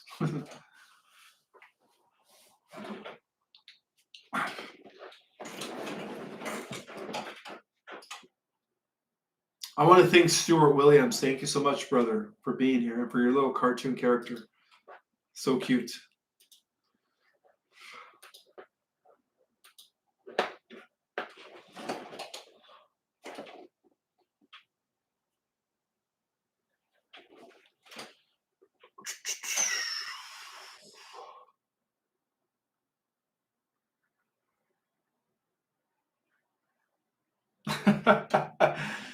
Oh man, what happened to the not the Mothman? Why is not the Mothman in the house? Normally he is here every time.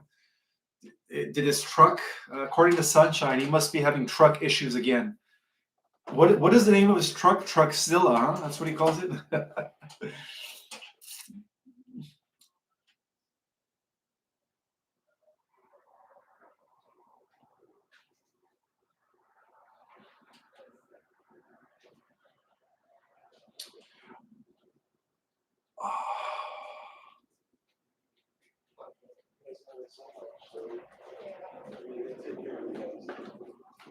I'm just going to read questions randomly. If you guys please type them in capital letters so that I can bypass. As much as I like to read the chat, I feel like when I read the chat, I feel like I'm part of the chat.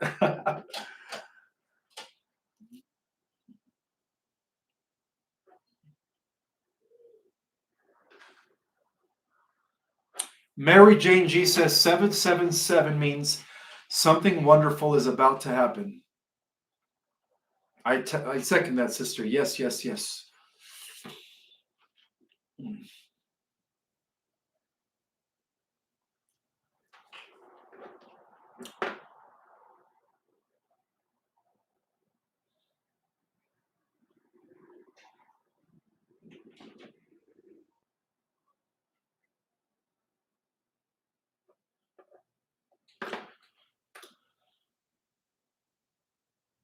Thank you, Marilyn Sinquinami. Thank you so much for the super chat and for saying happy time. Enjoy the ocean and the mountains. You will be missed. Thank you. Thank you. I'm going to miss you guys too. I'm not going to be long for too long, but maybe a week or two. I'll be back.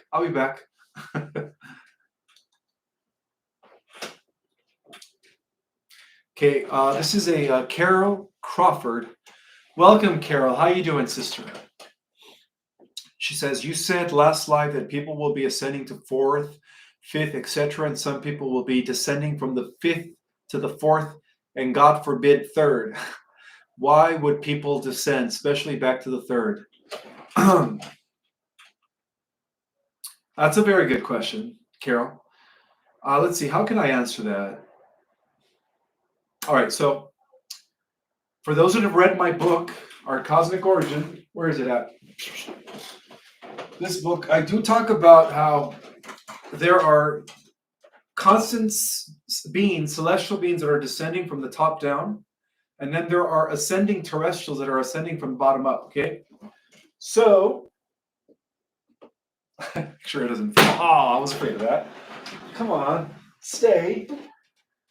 You know, there's consciousness in everything. So even that book has consciousness. You got to stay. Thank you. You got to be nice. You got to speak to everything.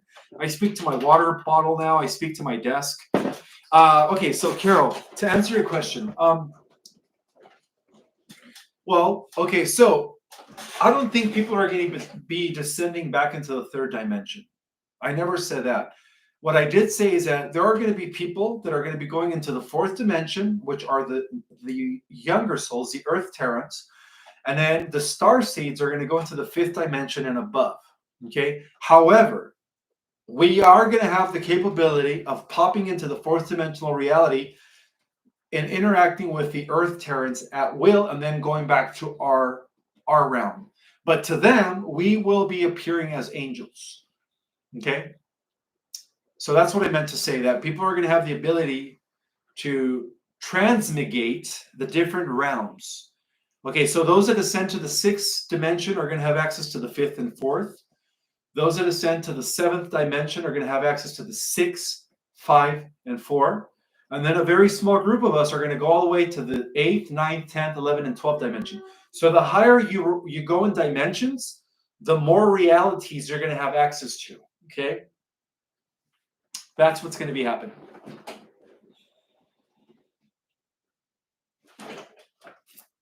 So no, the third dimension was a temporary construct that was created by the intergalactic computer network that was working with the Enki Anunnaki faction after Atlantis. That's why they threw us into this matrix.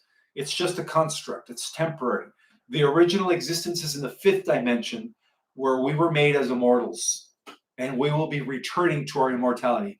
Thank you, Karen Stanton. Thank you so much. Your question is, thank you, Ishmael, for sharing your hard research with us right after, us night after night. Oh, you're welcome, sister. You're welcome. Are my glasses failing me? All right. You will be missed. Let this be seed money for your new secret project. Oh, thank you, sister. Love you, brother, she says. Love you too. I appreciate that, by the way. Wolf Mother, thank you so much. Who is Thoth's father? Enki. Enki is Thoth's father. Yeah, Enki, I mean, Thoth was also known as the plump serpent to the Mesoamericans. Kukulkan, Quetzalcoatl, and Vericocha.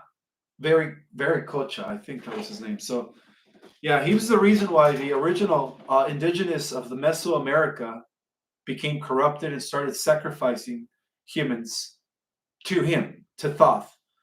All right, so that is Thoth's negative, you could say, negative side. But there is a parallel earth where Thoth never defected from the light and Thoth was good. And that is the Thoth that is also coming through. So there are two Thoths, guys. All right?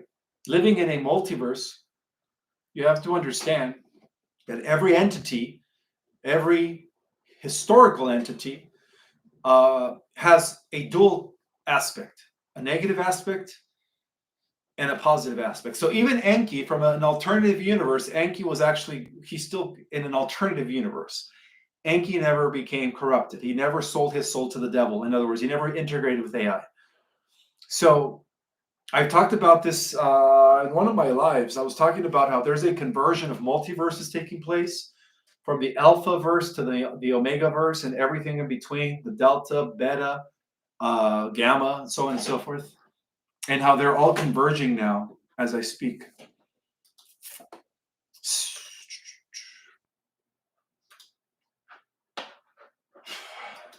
So yeah, Thoth's father was Enki.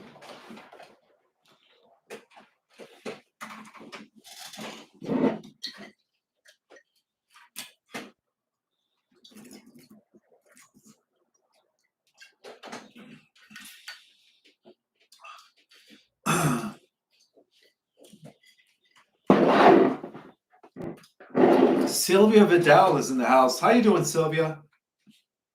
I hope you're doing well, sister.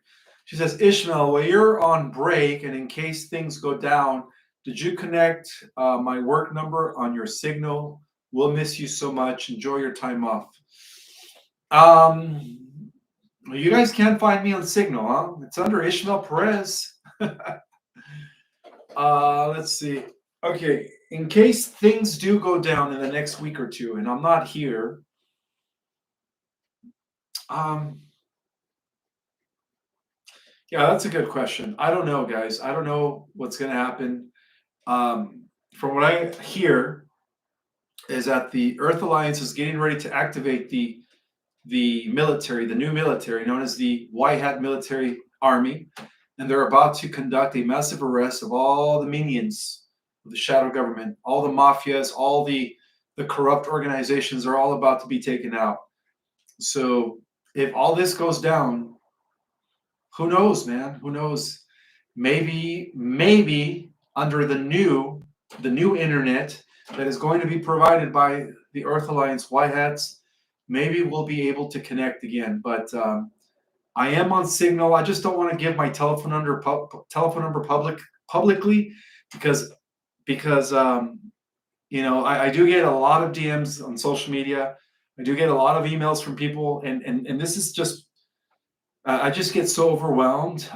But if you guys want to connect with me, take my course, take my class. You guys have 4 weeks. It's going to be on Zoom, and you guys get to talk to me in a personal, intimate manner, where it's just me and 10 or 15 of you, and that's it.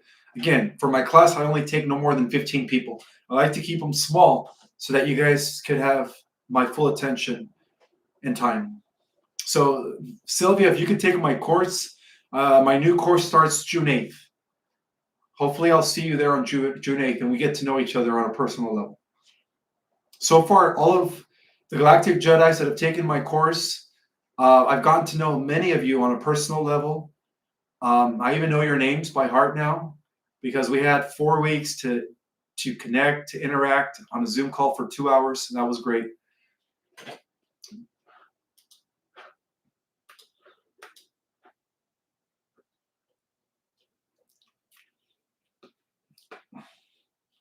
All right, I'm just going to look for random questions.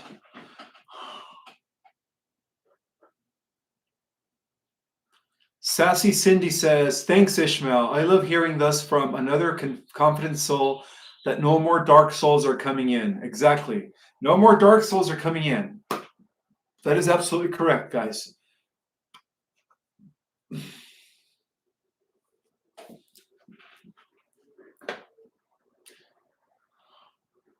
Again, for those that are just coming in, this is going to be my last live for a while. All right, I want to take some time off.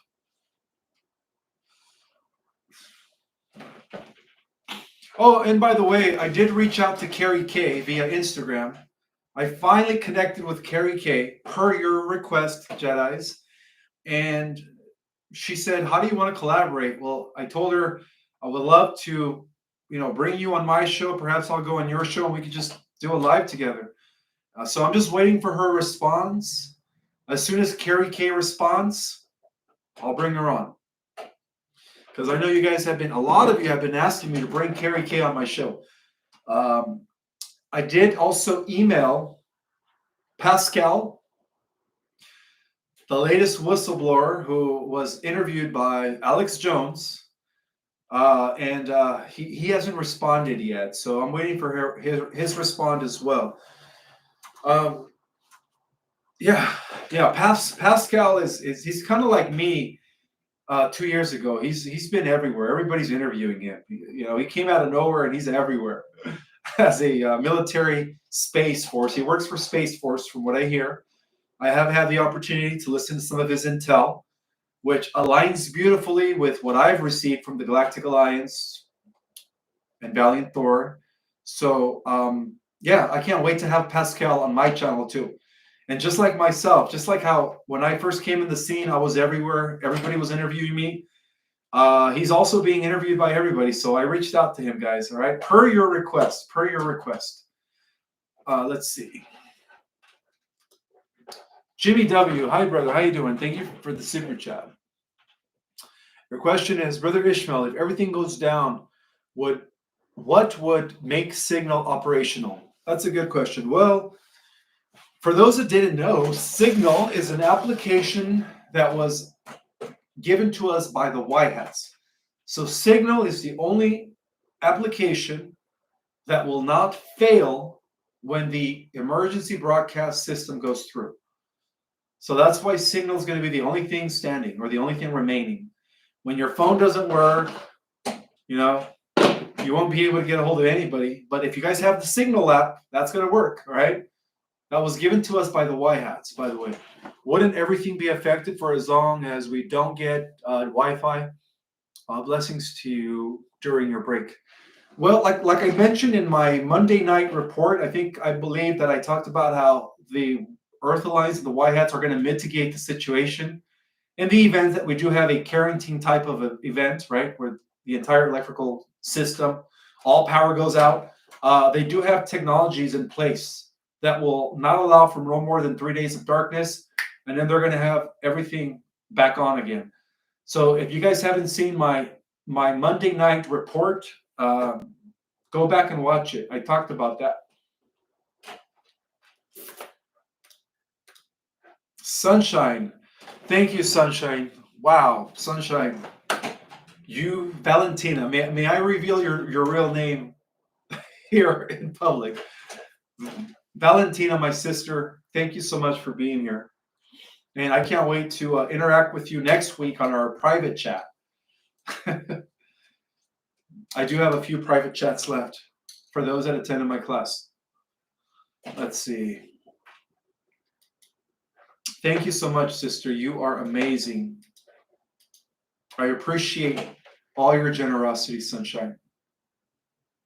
And thank you for all the music, that you have been sending me on my email. I really appreciate all the songs. They really hit hard home, which is heart, right? Thank you. Yeah, Valentina, thank you. You are awesome. Thank you so much.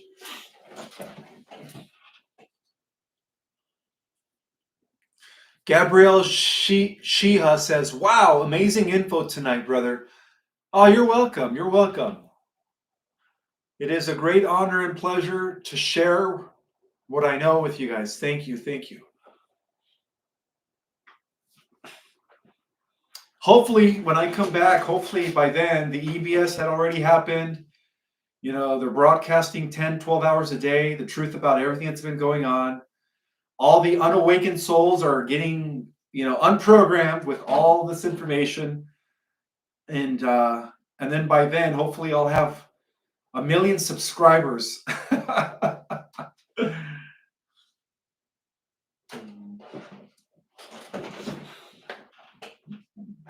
Let's see.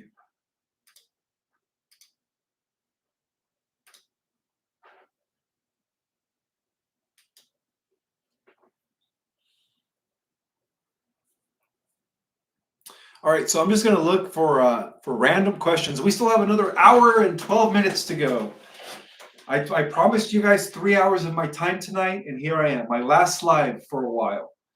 Again, for those that are just coming in, this is going to be my last live for not too long. I'm just going to take a small break, right? So I know, guys, it's amazing. It's cool when we could all come in 3 times a week and chat amongst each other. And I love the way you guys chat, even when I schedule a live.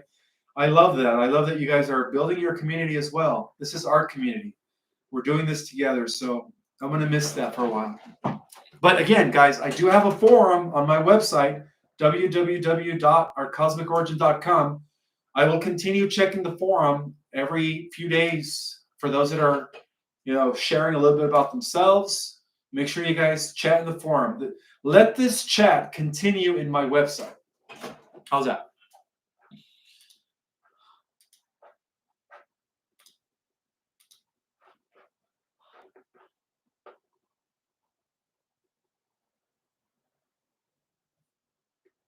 Thank you, Kathy.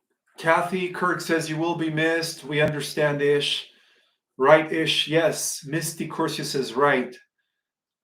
Write and meditate. I need to do a lot of meditations. I haven't been myself lately. I used to meditate 3 times a day, morning, evening, and afternoon. And lately I've just been preparing for lives.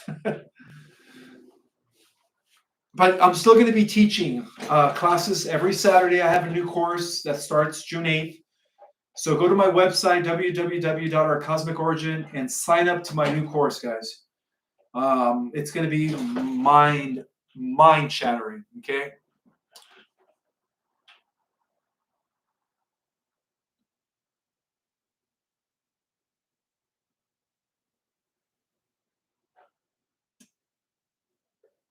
All right. So let's see. We appreciate you. You deserve a vacation. Enjoy yourself. Thank you. Thank you. Just to let you guys know, okay, there's a lot of truthers out there, or galactic emissaries, as they call themselves. Let's just call them people who bring in information. Um, you have to have discernment. Even if they say that the Earth is round, again, they're presenting some truth, but then they also have a percentage of misinformation. So you have to have discernment when it comes to listening to other people's platforms. Always question everything, guys. I've always emphasized that. Even question me. Do your own research, right? Don't take anything face value. You guys are your own critical thinkers. So make sure you guys always use discernment when it comes to listening to other people's information. And most importantly, do your own research, always. Sunshine, we are the same age, Ishmael, although I am older than you by a couple months. I am your older sister. Ah, thank you, Sunshine. Thank you for letting me know. So you were also born on 77. That's good to know, Sunshine. Awesome. So that means your birthday is September, right? September. Mine is in November, right? Contrary to what not the Mothman has been saying in the last few months, my birthday's in November. I know he had a lot of you guys going when he kept saying happy birthday, Ishmael, every time I went live. And some of you guys were thinking it was my birthday. No, guys, I was born November the 1st.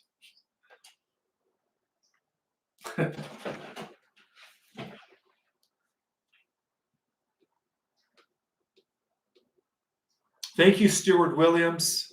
Thank you, brother. Aw, Sharon Rose says, we love you and appreciate you more than you can imagine. Thank you, sister. Thank you, Sharon. That means a lot to me, guys. I'll be thinking of you guys when I'm meditating, when I'm out in nature. I'll be thinking of all the galactic Jedis.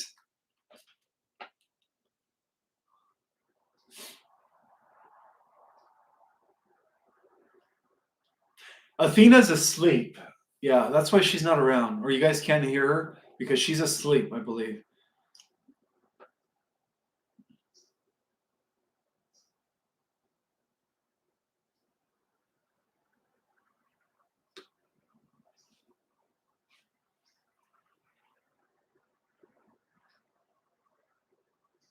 Gary Pasucci says that he's also a Scorpio and that he was born in 77. I guess, man, I didn't realize that I had a lot of the galactic Jedis that were my age. That's good to know.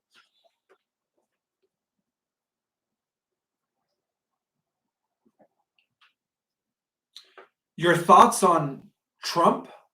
Steve Barrett. Steve Barrett is asking me, what are my thoughts on Trump? All right, well, welcome to my platform, Steve. Welcome. I'm a patriot, my brother. I'm a patriot. All right, go 45, soon to be go 47. That's all I'm going to say.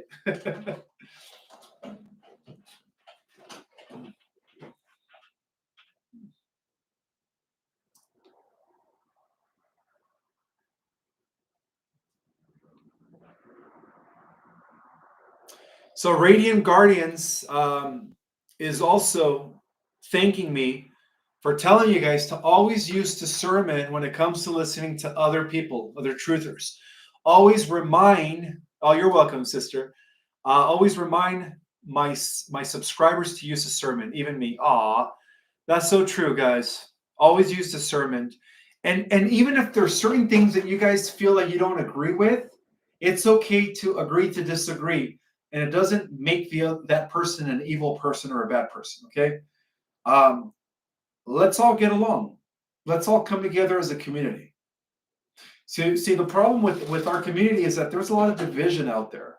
So, and a lot of this division is based on just these little disagreements. So I believe that as long as we have a common understanding that we all want to live in a better world, that we all want these free energy technologies released to the public, and technically we all want to live in cooperation with one another, where there is no more corruption, there is no more secret societies, there is no more cabal, then I guess we could all agree on that. All right. So whether you believe in the flat earth or not, who cares? What matters is that we are all working together to bring forth a better tomorrow for our generation, our children's generation, and their generation, so on and so forth.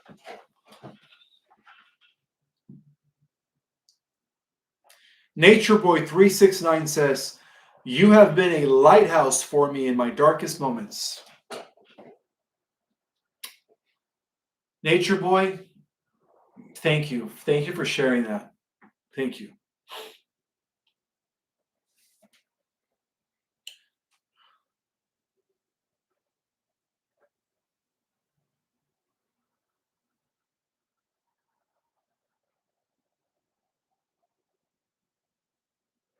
Barbara Marciniak said that the flat earth story is fake. Yeah, Barbara Marciniak is a Pleiadian contactee. Her and Barbara Handclough, two great people. I've never met them personally, but I've read their books, and they are, yeah, they're correct. So I like Barbara Marcianik's message. She resonates with me a lot.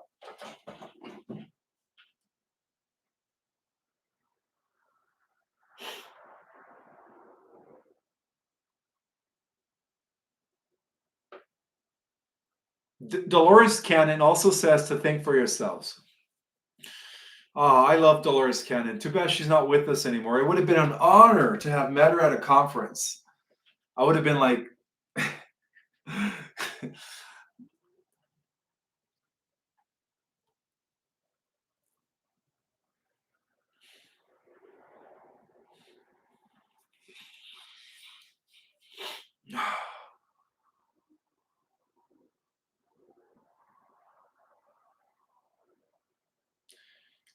I've been trying to reach out to Tarot by Janine, Queen of Ravens, and the last time I heard from her, she says she was busy. I think she moved. She moved. She got a new place.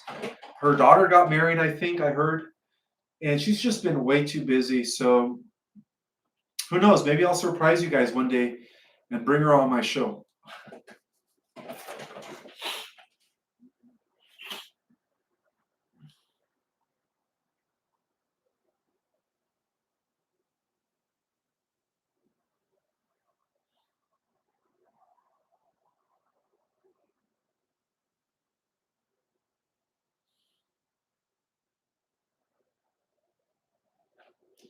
No, okay, Northern Lights. This is a good question. I want to pin it. All right. Northern Lights says, can you expand on what you mean about angels? Okay, so in the spectrum of existence, we are the last manifestation, the descendants of the family of light. And this is one of the things I talked about in my class this morning, is that the angels are us in the future, the archangels are them in their future, the Elohim, the creator gods and goddesses of universes, are the future of the archangels. Okay, so let me start from the top down. So prime creator source, when it first divided its source, no gender itself, it divided into three, which gave us the grand trinity. and then it divided into 7. And this is where we get the concept of the 7 mighty Elohim. The 7 gave birth to the 12 archetypes, right? Archangels. And the archetypes gave birth to the angels.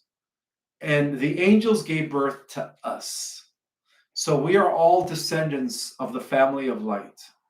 So we are designed to ascend into our angelic state, and then into our archangelic state, and then into our Elohim state, and then finally we become one with Prime Creator again.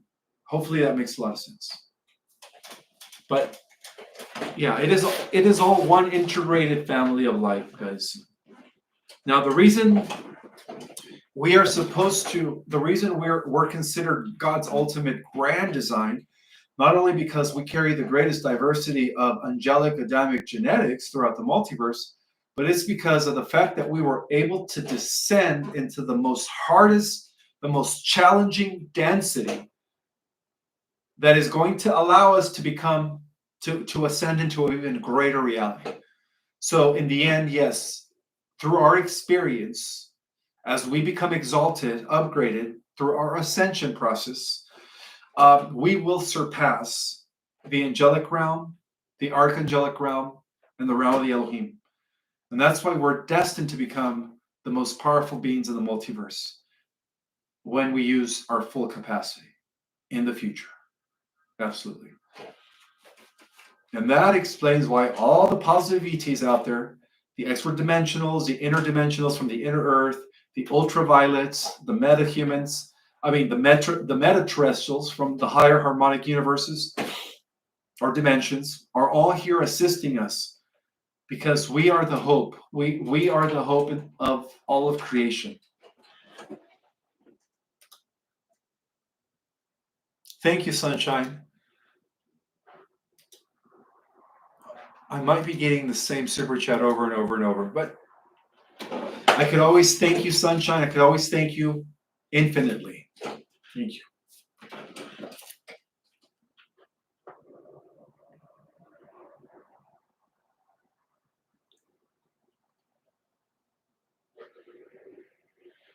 All right, this is a question from Britt Marit.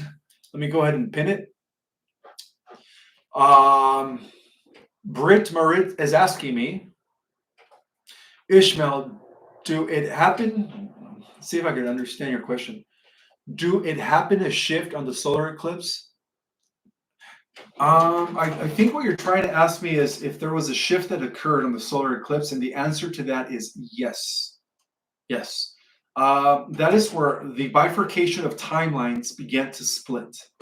So as of the 8th of April, we are officially on the positive ascending organic timeline, right? We're not going to experience being chipped. We're not going to be experienced being connected to computers or anything like that. So yeah, we're definitely on a positive timeline, brother.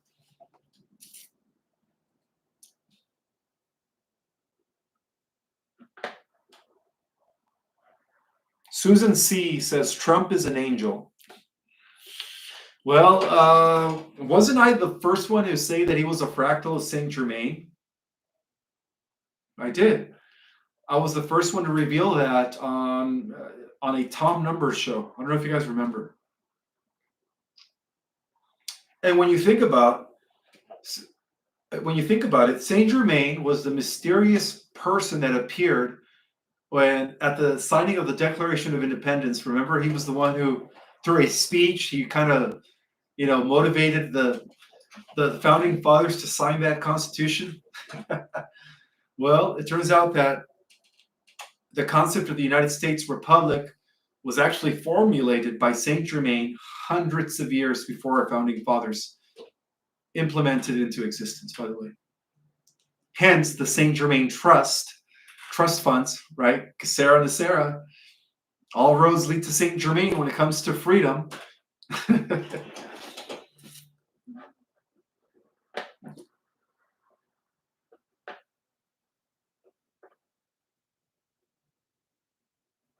Oh, this is very important. I want to share this with you guys by Elite Savior. Let me bring this to everybody's attention. Elite Savior is reminding us that all disease is simply a matter of vibration. Absolutely, guys. Absolutely. I just finished my water. I'm getting thirsty again. Let me go get another one. 1 second.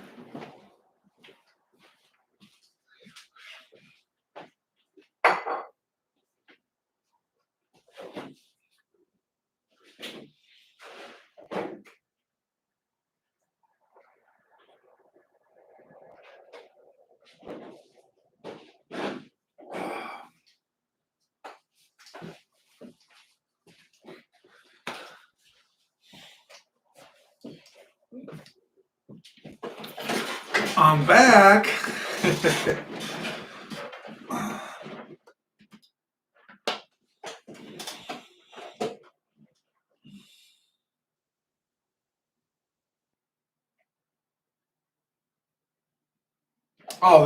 Thank you, Lisa.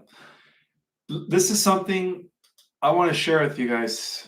And this goes hand in hand with my announcement that I'm going to be taking some time off.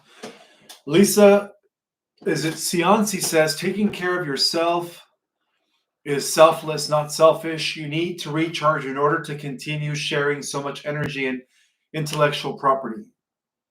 That's true. Thank you. Thank you for reminding me of that. Absolutely. Yeah, when I do come back, next time I announce that I'm going live, guys, whether it's in a week or two or more, I'm gonna come in with new intel and new data. For sure, for sure. Thank you.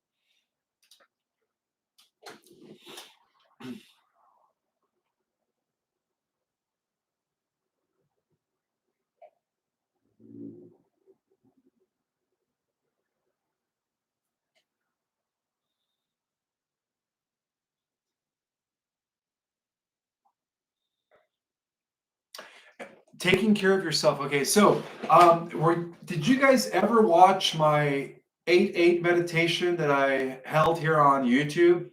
It's still in the history of my YouTube channel.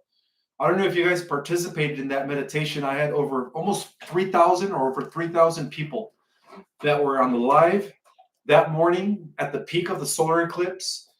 And I think there's about 15,000 views. So if you guys didn't get a chance to watch it, please do. That was a month ago, right? A month ago when I did that 8-8 meditation with you guys here.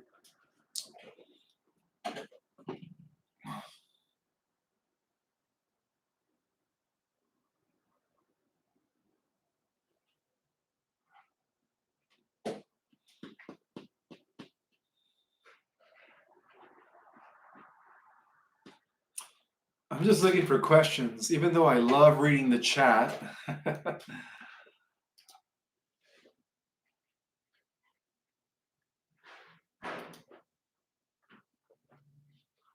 I don't know if I addressed this. Karen Stenton says, "Thank you, Ishmael, for sharing your hard research with us night after night.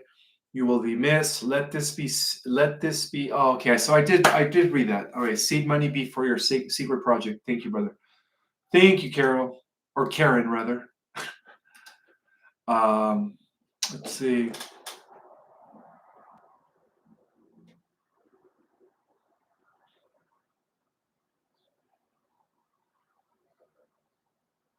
Can we channel you and teach your course online? I don't know what that means. I don't know. That's a question from Carlene on Spa. I don't know what that means, sister. I don't know if you could channel me and teach my course online.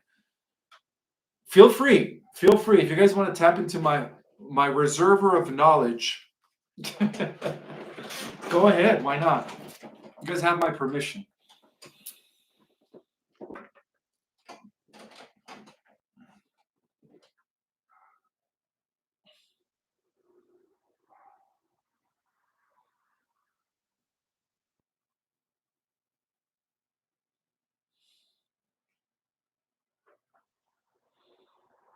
Can I bring Tom Numbers on? Says Wolf Mother. The thing about Tom Numbers is that when I do shows with him, it's early morning for me. It's like 11 noon or 11 or 12 o'clock noon because he's about 12 hours ahead. He's over in the UK. So it would be very hard to get him on this show at 6 o'clock or 5 at 1 or 2 in the morning his time. That's the only issue. However, if he was here in the States, why not? But yeah, I would love to have him on. Meanwhile, if you guys don't want to miss me too much, make sure you order your own copy of The Secret Government, Invisible Architects. A lot of information, guys. This is next level intel, a prequel to our cosmic origin. Make sure you guys order your own copy. I always put the link in the description. Let's see.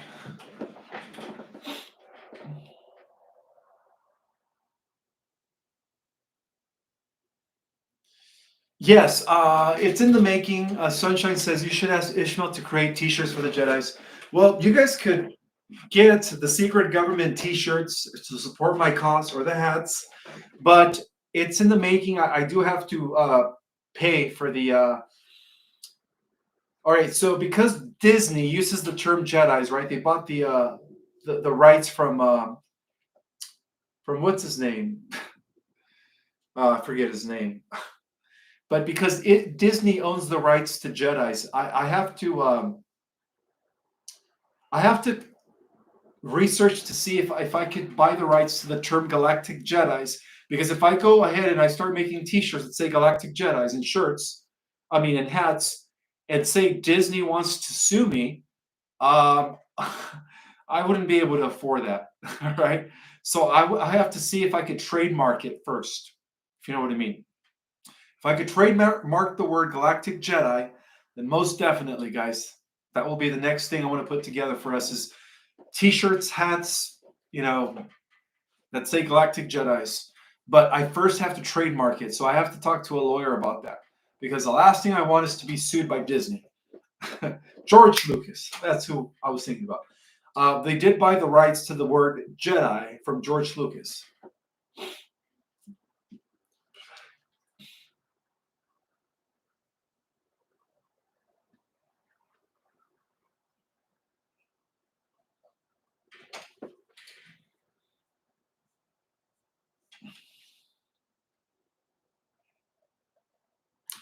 Lauren Ann Brown says, you got the book. You must be referring to The Secret Government, Invisible Architects, and it's fantastic.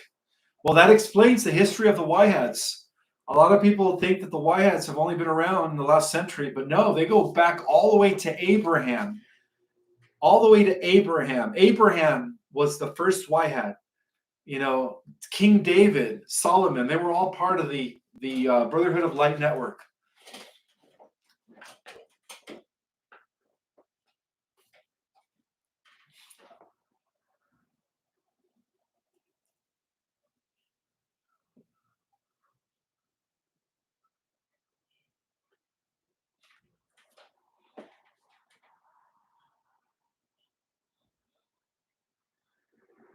Well, this is a good question from R Creative.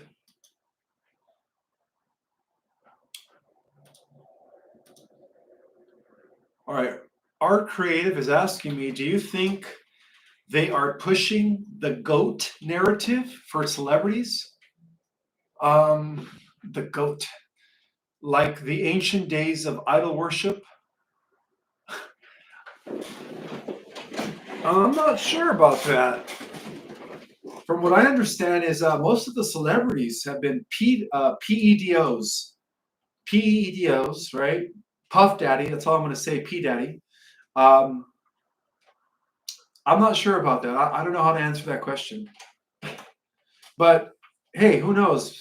From what I understand is a lot of these celebrities, especially those that have performed on the halftime shows of the Super Bowls, they have all been aligned with Luciferianism and Satanism, all right? That's all I know. So yes, that could be true.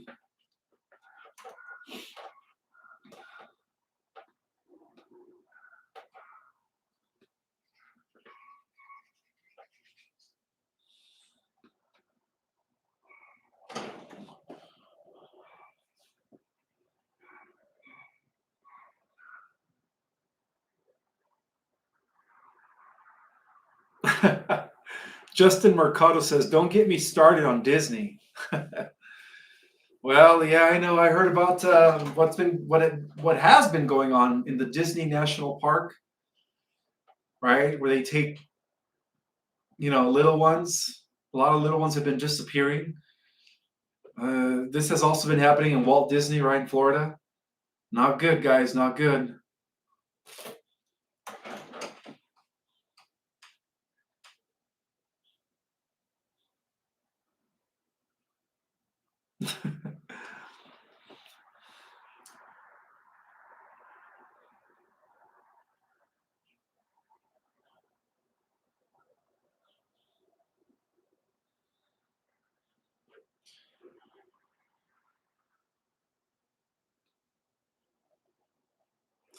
So Steve Burnett is asking me if I think JFK Jr. is still alive.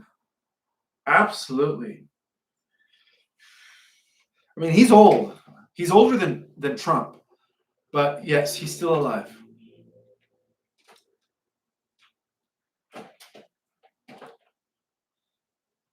Sunshine says, "What about Galactic Warriors?" That I could trademark. That's a good idea, Sunshine. So if I get shirts that say Galactic Warriors, not Galactic Jedis, you guys are okay with that, right? Because the last thing I need is to be sued by Walt Disney. That's the last thing I need.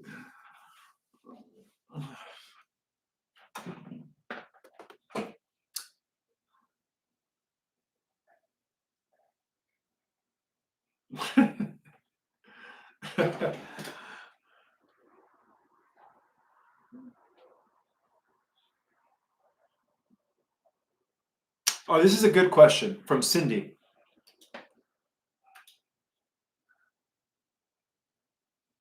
Cindy's asking, Cindy Villasenor, what happened to the little ones that have been saved from the underground bases? Do they have to live out their lives here on Earth, or do they go to a dystopian world? All right, so they were rescued by Galactics and the Earth Alliance. They used super soldiers, of course. They were taken to be rehabilitated on a biosphere known as the Athena biosphere, which is a mothercraft, spacecraft within our solar system that is involved in the rehabilitation of not only the little ones that were rescued here from the underground tunnels in our planet, but also they are involved in the rescuing of the millions and millions of humans that were taken off world during the 50s and 60s to be part of these breakaway groups that were forced into slavery. So a lot of those people have been they've been using med beds on them and all kinds of other technologies to bring them back, to regenerate them, because some of these people were like half dead. They were missing limbs, and so they were they were in extreme pain, you could say. So yeah, a lot of these people are being rehabilitated as I speak, and when the disclosure takes place, they will be brought back to the earth. But right now, they are all in a biosphere known as the Athena biosphere. The Athena biosphere. And no, I don't know if that has anything to do with the daughter of Zeus, but that's that's one of the biospheres that is working with the Jupiter command. We have the Athena biosphere, the Capricorn, and the New Jerusalem.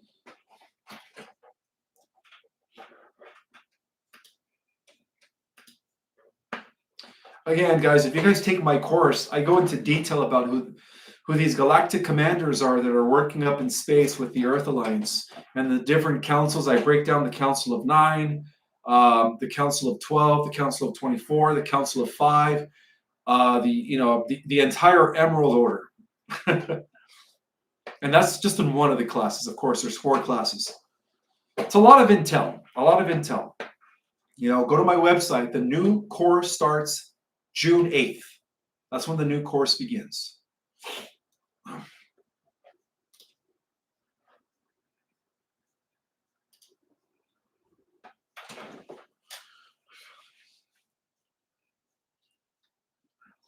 Yes, yes. Some of these space mothercrafts or biospheres are the same size or even bigger than the Earth. Absolutely. Some of these biocrafts, especially some of the ones that came in through our sun, they're as big as Jupiter. And from what I've come to understand, the reason why we have been receiving the most intensive solar flares within the last week or two is because the karyons, aka the blue avians, are letting go. They're you know how they've been buffering the CMEs ever since 2014, and Corey Good confirms that they have been letting go of that a little bit. So they're no longer buffering the CMEs because now we're ready. If they would have allowed for the solar flash to take place back in 2014 and 2015, you know, things wouldn't have been good because people weren't ready yet on a collective. So now the karyons, aka the blue avians, who are monitoring the incoming, 5D plasma waves that are coming from the galactic core, are no longer or are letting go of the buffering. They're allowing more of the plasma waves to come in because now they feel that the collective is ready. All right, we're going to be hitting critical mass pretty soon. And from what I understand is that they're going to eventually allow the full blast of the solar as we go into solar maximum, which is at the end of this year, beginning of next year. The ETs that are assisting us are going to allow for the full 5D plasma waves to come through. That's what I've been hearing. So I hope you guys are ready because I'm ready to upgrade.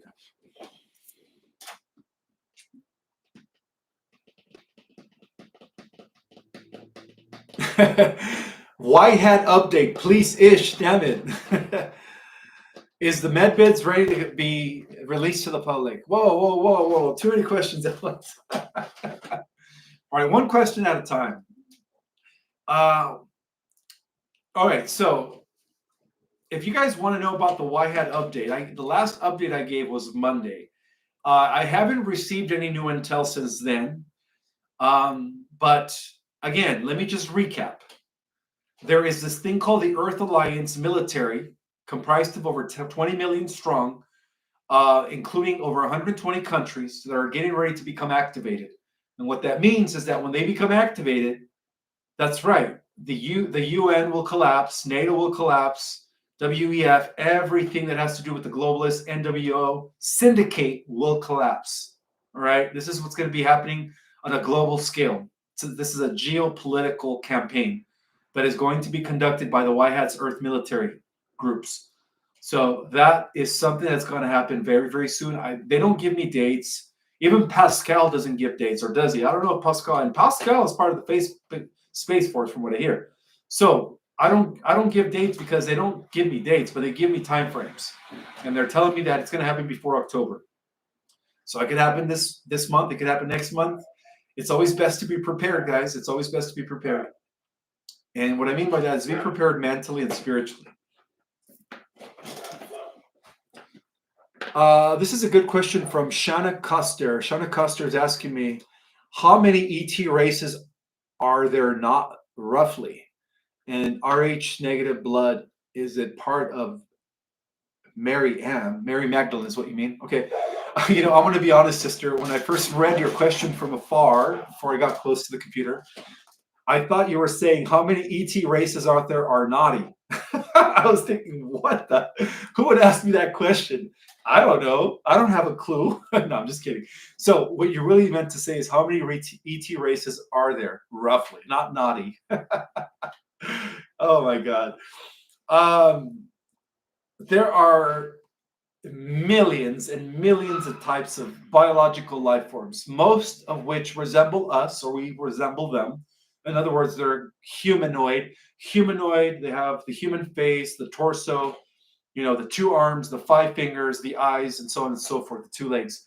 However, a lot of the ET humanoid races are also slightly variated.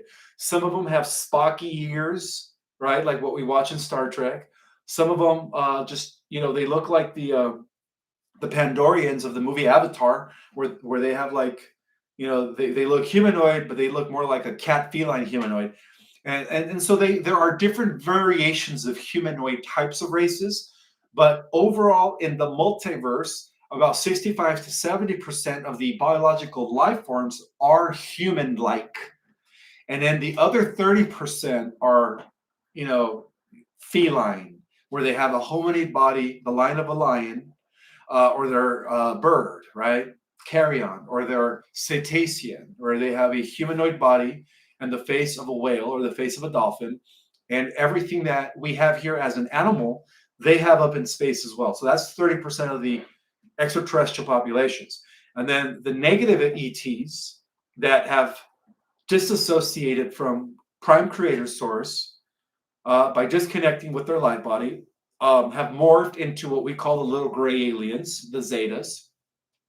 The fallen angels, the demonic entities are the reptilians, right? The lizard people, those are the fallen angels. And then we also have insectoids. We have mantis, huge giant grasshopper looking entities that are scary looking. We also have spider looking beings. So pretty much consider everything that we have here, every animal, every insect, there is the equivalent up there somewhere in the multiverse where they are just bigger. That's it. And more intelligent. IQs in the 3, 4, 500s. So hopefully, Shauna, that answers your question. So yeah, there is almost an infinite amount of races out there in the cosmos.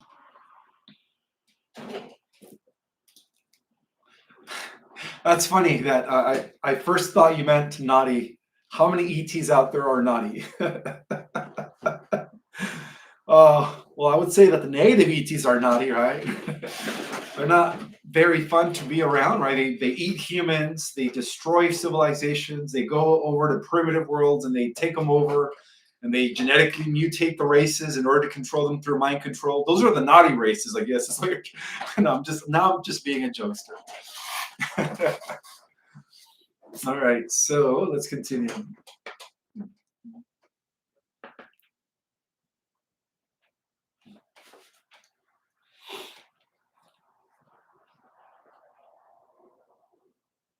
Oh yeah, and the second part of your question is the Rh negative. Almost forgot. Sorry about that, sister.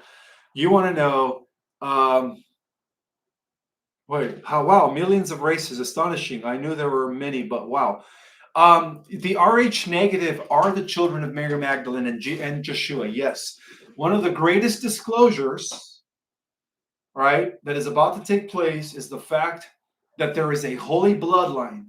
The Holy Grail are the descendants of Jesus and Mary Magdalene. The bloodline of King David did not stop with Jesus. Let me repeat that. The bloodline of King David, which is the bloodline of the original Anuhasi race, right, of the kings and queens of Lyra, that manifested through the lineage of David, continued after Jesus and Mary Magdalene. They had 4 children, or 3, not sure. They had more than one. I know the Da Vinci Code talks about Sarah, but I think they had a total of 4 children. Well, their descendants have been the biggest threat to the Vatican and the Catholic Church and all organized religions.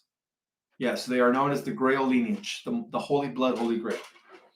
And those are the Rh negative blood type, absolutely. They don't have reptilian genetics. They don't have primitive genetics. They don't have monkey genes. They're pure celestial stock that was brought to the earth by Zeus. Zeus was the descendant of Michael the Archangel.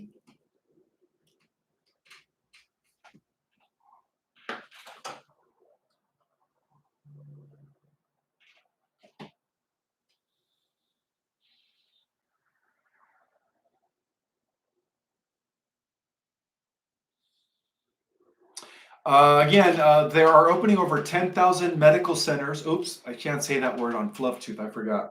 But the med beds are already in position, guys.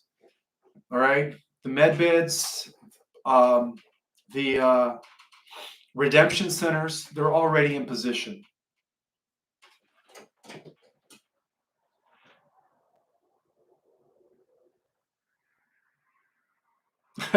Shauna says, that's hilarious. It's something I would say, though, naughty races. Well, I think when I think of the word naughty, I think of just the bad race, races that that are conquering, that are manipulative, narcissist, that are just not in alignment with the laws of the of Prime Creator. They're not in alignment with the light. In other words, we still have 30 minutes left, guys. I hope you guys are enjoying your evening here with me. A 3-hour live. I promised you guys, and here we are. My last live for a while. Again, guys, this is going to be my last live for hopefully not too long. I just need a little break, and then I'll be back with new intel and more information and more knowledge to share.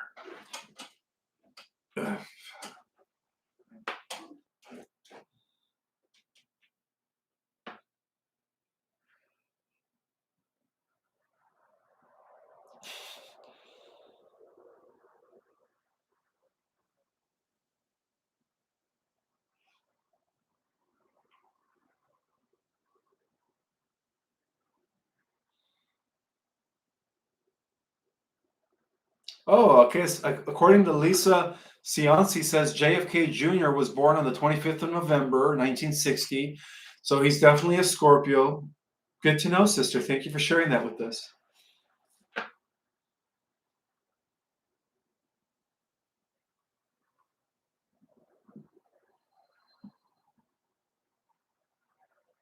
Yes, yes. Let me answer this question because I'm sure a lot of people have the same or are wondering the same thing.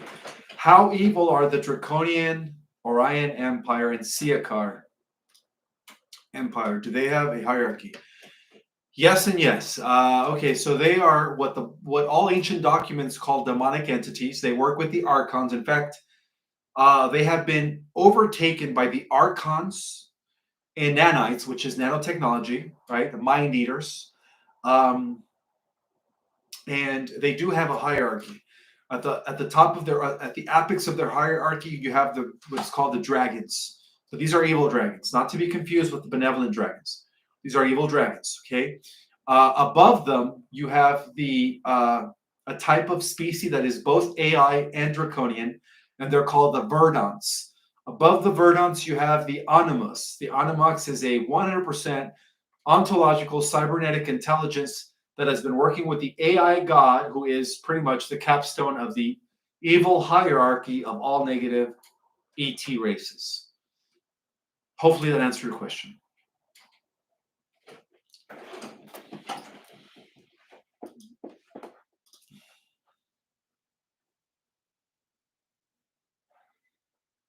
Yes, the med beds have been made in large numbers on the moon. Absolutely. Ever since Space Force, which is integrating with Solar Warden, have been recuperating a lot of the colonies and bases that were used by the Nazis and the interplanetary corporate conglomerate. A lot of those facilities have been used by the positive forces, the Alliance, the Galactics, to manufacture a lot of these technologies that are going to be released to the general public very, very soon.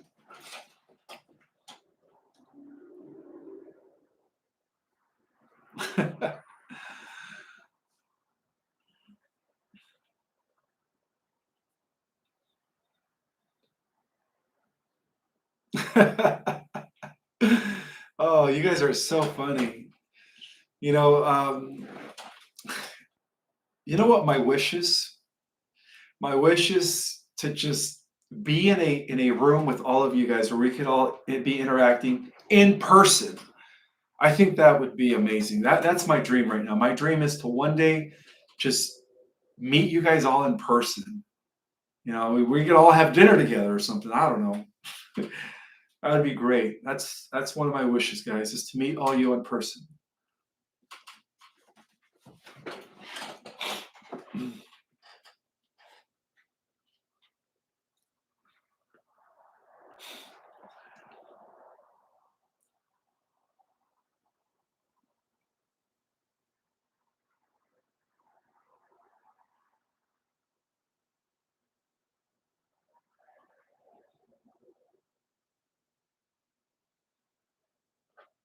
Oh, this is a good question from Heather Aston.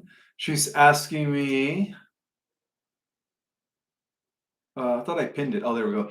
She's asking me a question from Heather Aston. What dimension dimension does the afterlife? What? Oops, I lost it. The afterlife reside in. Well, it all depends. Are we talking about fifth dimensional reality, which is heaven on earth and above, or are we talking about the spirit realm? The spirit realm is the space in between all dimensions. There's only one spirit realm, but there are multiple dimensions. So, it depends on what we mean. Because in fifth dimensional reality, we're still physical, less dense, of course, but life is a lot better. Life is very paradisical, very heaven-like, like the Garden of Eden. But then in the spirit realm, where we are not embodied in an avatar vehicle, then we're also, we're, by virtue of that, we're also existing in a state of eternity, right? Where our spirit is immortal. Our spirit is neither created nor destroyed. It is an extension, a fractal of an eternal source consciousness that has always existed. How's that?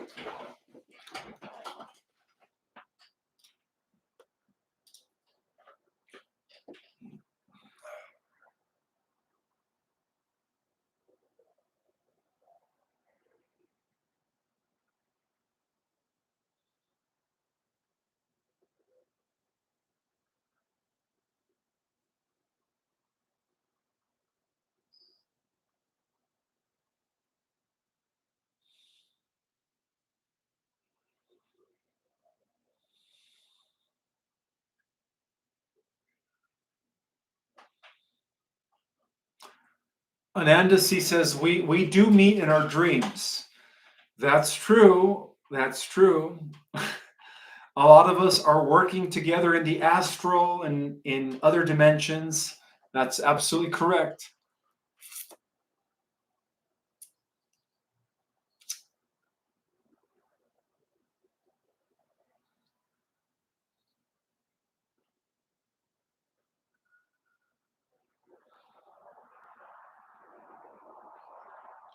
See you in Lightland, says Sassy Cindy. I don't know what Lightland is.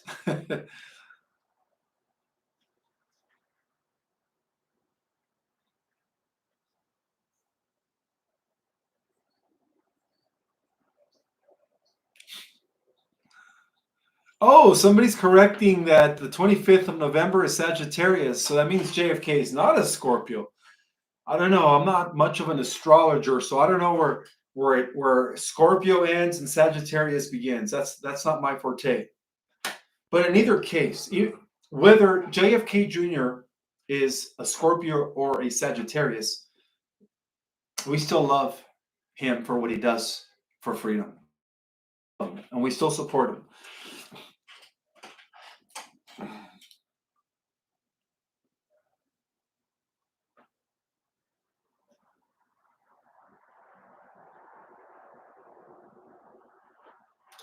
Melissa by Design is saying, does Rh negative exist in all blood types?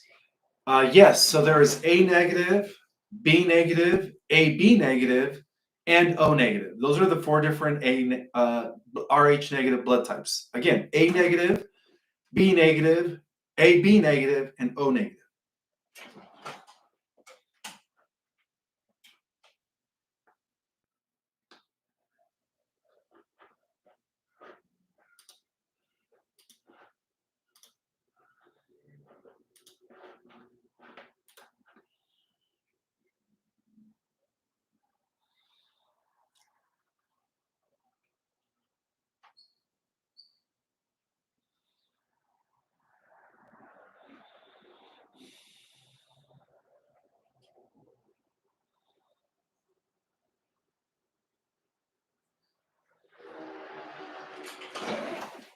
I'm just looking for random questions. I'm trying to answer or address questions that I've never answered, like, the new people that I've never addressed people that I've never interacted with. So I'm trying to find new people that I've never had an opportunity to address. I'm trying to be fair here to everyone here. So for those that live in Florida, again, I will be speaking and attending the Quantum Summit hosted by Mel Carmine in Florida, Cape Canaveral, or as I would call it, Cape Carnival. Cape Carnival. Well, let's see. So if you guys live in Florida, whoever lives in Florida, if you guys attend, let's meet. Let's hang out.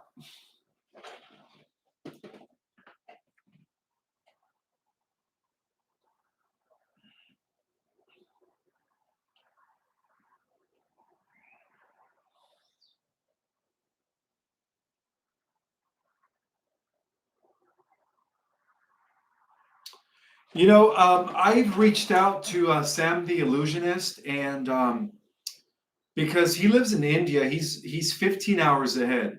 So I would have to do a live with him early morning my time, like 6 in the morning or 5 in the morning, and that would be his 8 o'clock p.m. or 9 o'clock p.m. After, I think he says he's in bed by 9:30. He's an early bird. He goes to sleep early. So due to the time difference, it's very, very hard to get people on board on our time here in the States. So that's another thing. It's that time difference that does not let me have people like him, Tom numbers on, and so on and so forth. But Carrie K, guys, I'm working on Carrie K. I finally reached out to her through her social media on Instagram. And, if you guys could reach out to her on Instagram and say, yes, reply to Ismael Perez. We would love to see you guys together. I would love to collab with her. All right. I was able to see some of her content on Instagram, and she talks about the same thing I talk about. We resonate a lot, and I didn't even know her. And yet we're both sharing the same message. So I am looking forward to collaborating with Carrie K. Absolutely.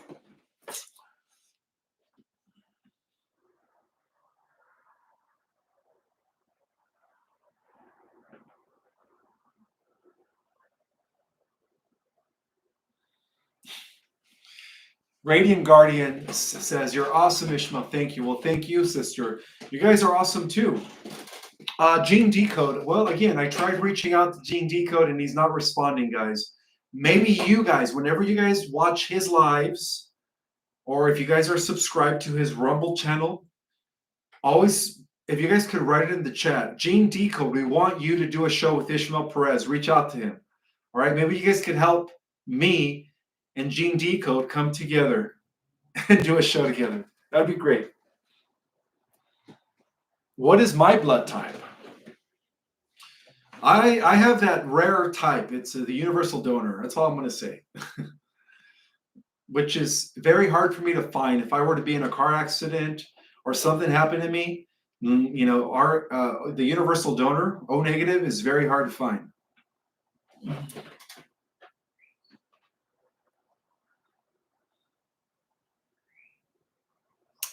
I still don't know who Honey C. Golden is. I'll look into her. I'll research her to see if I could find her. But I've never heard of. I mean, I think I have heard of her. Honey C. Golden. Doesn't she channel the Galactics too or something? I'll see if I could find her. So Lynn Voyance is asking, how can we know which galactic family we belong to? Well, part of taking my course is that if I'm able to interact with you in a private setting like this on a Zoom, where you're able to talk to me, right, in real time, not just on the chat, I am able to read your energy and tell you exactly where you originated from. And I'll tell you who your galactic family is. And that's one of the things that my students have been enjoying in my courses. And and they've confirmed it. They said, Ishmael, thank you. Without me telling you this, that's what this person said. That's what this person said, and you just confirmed it. I'm very good at that, but of course, I need to see you. I need to see your face so I can pick up on your energy, and then I'll be able to tell you exactly who your star family is. So take my course. There's a lot of benefits in taking my course, guys. My new course starts November 8th. Right? I only have seats for 15 people. I think only 8 or 9 people have signed up for the November 8th, so I have a few left.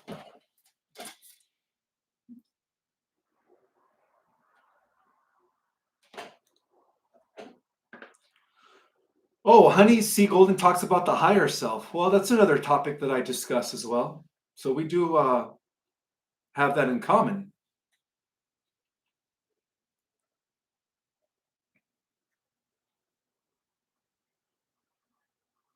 Sharon Shock is asking, how does the RH lineage work? Good question. But first, let me get a drink of water. One second.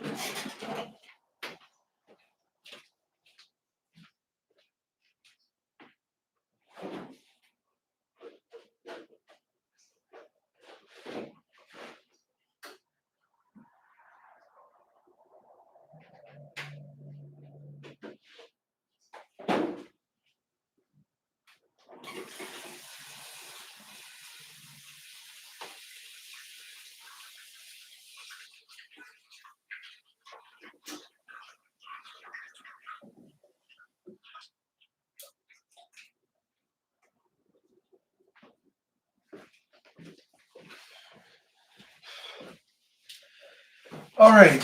So the question was, oops, I just moved my camera here. There you go. The question was, how does the RH lineage work? All right. So the best way to answer that. All right. So if you go back to the Old Testament, there was a time where the descendants of Shem that led to Abraham and Isaac were not allowed to mix with any other tribes. And you guys want to know why? Because the other tribes, the Canaanites and those that came from Babylon, were either A, corrupted with the reptilian genetics, or B, corrupted with Homo erectus Neanderthal genetics, which is what we call the monkey gene. So there's a reason why Abraham and Sarah were very particular in maintaining their bloodline pure, because that bloodline was going to allow the creator son of our local universe, Christ Michael, who came in the form of Yeshua, to incarnate. And in order for Yeshua to come into human form, Yeshua had to have an avatar that was pure celestial, with no monkey genes and no reptilian genes. And so later on, Yeshua and Mary Magdalene continued that undiluted celestial genetic strain. Thousands of years, 2,000 years later, here we are, the Rh negatives. That's the best way to describe it.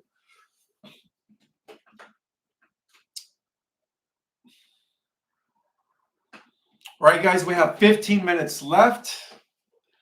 So I hope you guys have questions for me. And then I'm going to say goodbye for a while.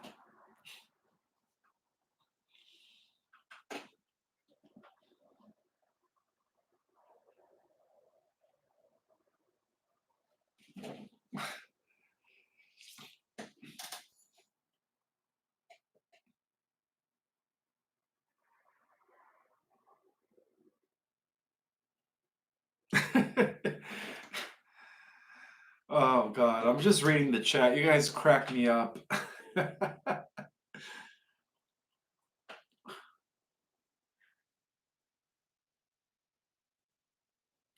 All right, let me address this. This is an important question. Da Raha is saying, one, don't have any symptoms from the solar flares. Does that mean that something is wrong or right? Not at all. On the contrary, if you're not having any ascension symptoms, that means that your body is absorbing a lot of the 5D plasma codes that are coming in without it fighting it. So, for instance, for people that have ascension symptoms, is because there's still there is a, you could say, a struggle at the cellular level of our genetics, a struggle that is not allowing for the full 5D plasma to absorb into your body, to activate your live body. So if you're not having any symptoms, that means that you're not having an issue. Your body's not fighting it. All right. So it's actually on the contrary.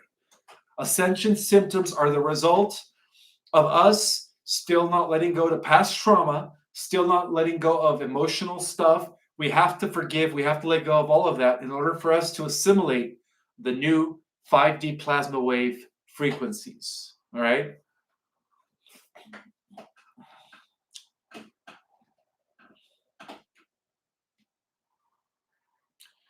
Miko says, I'm friends with Alexander Quinn. I could ask him, hey, if you could make that happen, I don't know who Alexander Quinn is, but I'll do a collab with him.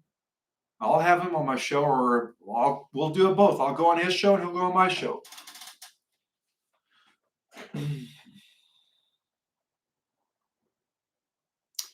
I've heard of Andre Ducon. In fact, I'm trying to get on his podcast. If you guys could help me out and ask him if I could be on his podcast, leave it in the comments. Say you should bring Ismael Perez on your podcast. Please help me get on Duquam's podcast. I would love to be on his podcast.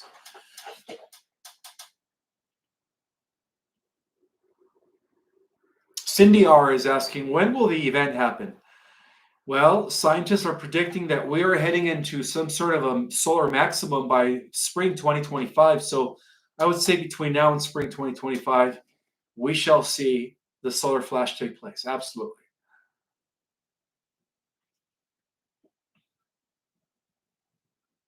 I've already had Laura Eisenhower twice on my show, Heather. But as far as Magenta Pixie, I've never heard of her. Yeah, if you guys like Laura Eisenhower, when I do come back, I'll bring her on again for the third time. If you guys haven't watched my interviews with Laura Eisenhower, they are here on my channel. I think it was a month ago, or 2 months ago, when we had our first interview. And then I brought her on again twice the second time a month ago. I've had James Rink, Laura Eisenhower, Sarah Berksman Cosme, the hypnotherapist, Misha Stone, the lady who does past life regressions and works with super soldiers or recovered super soldiers, Tim Tactics from Gaia. Who else have I had? Arcturus Ra, Vivian Chevette, who was born on an Arcturian mothership.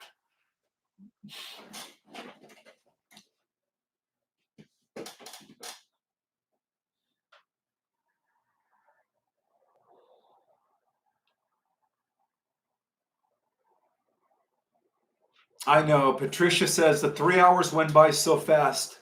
Well, for those that are late, the first hour and a half, I'm just sharing intel. A lot of the unclassified information that again has been released.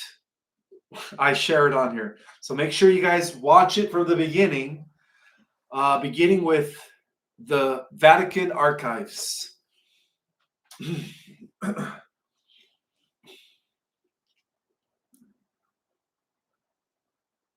I haven't talked to Jenny Lee in a while. She is my friend. If you guys like Jenny Lee, I'll have her back on eventually.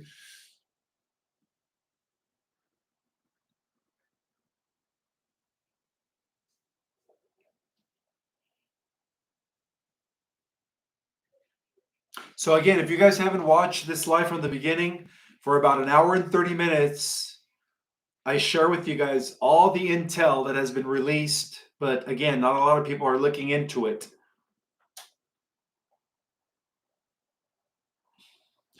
Cindy R is asking, is Sky Price for real?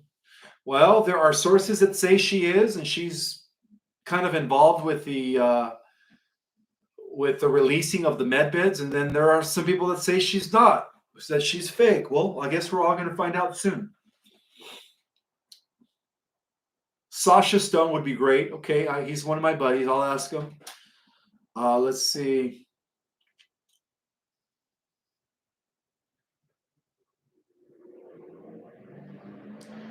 All right, this is a good question.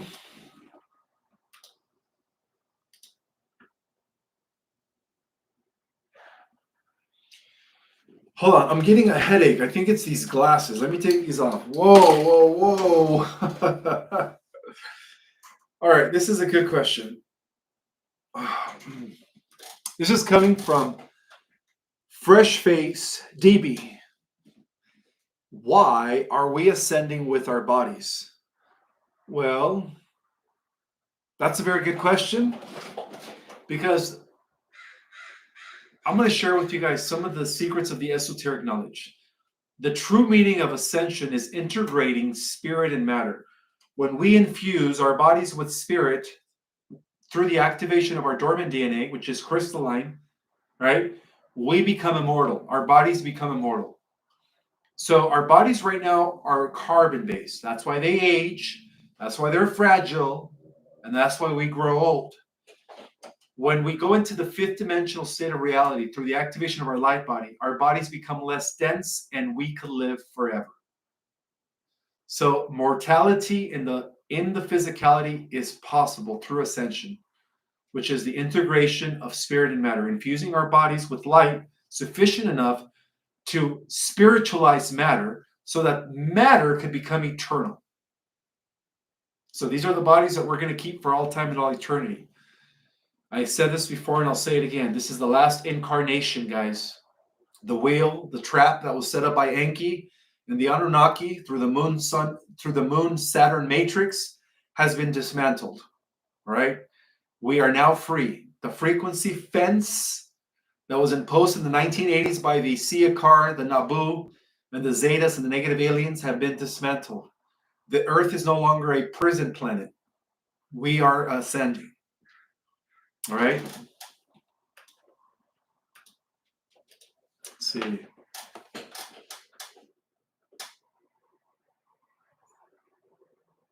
Oh, yes, please, everyone, hit the like button.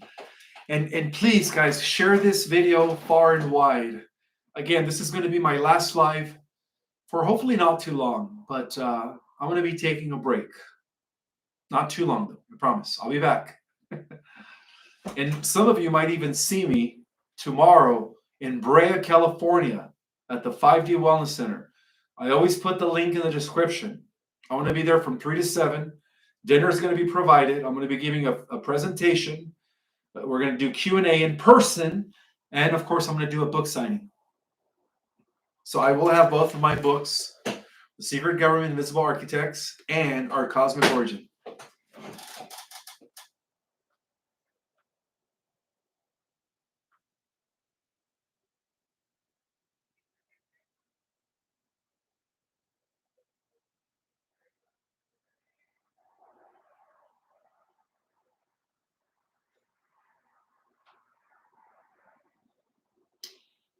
When will you be in Florida? I will be in Florida June 8th. Let me check the calendar.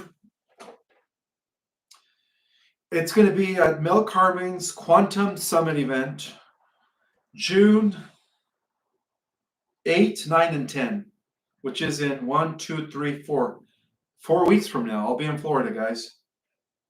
June 8, 9, and 10 at the Summit Quantum Conference that was put together by Mel Carmen. So I'll go ahead and provide, I guess, a link for you guys eventually. But just look into that. Go type in the Quantum Summit in Florida. It's a conference. Who else is going to be there? Dr. Sandra Rose is going to be there. Carrie Cassidy. By the way, me and Carrie Cassidy are friends, right? I had an opportunity to speak on a panel with her at the Alien event 2 months ago. And there was no hard feelings, I never, told her that she interrupted me on the live or anything. I just went up to her and introduced myself, and she actually didn't remember me. She didn't remember me. Carrie Cassidy said I look different in person, so she didn't know who I was. And then finally, when I mentioned my name, she goes, "Oh, I know you, Ismael Perez. Yeah, I remember you." But anyways, it's all good. Carrie Cassidy's going to be there. A lot of truthers are going to be there. It's going to be fun. And then not to mention, guys, I'm going to be providing a link for the Starseed Conference, July 7th in San Diego. Make sure you guys wait to click my link so that I could get credit for that. Okay, I'm going to put that link in my website in the next week or two. So don't buy your ticket yet for that conference until you go through my link so that I could get credit for that. Now we have time for maybe just one more question. Let's see. I took my glasses off.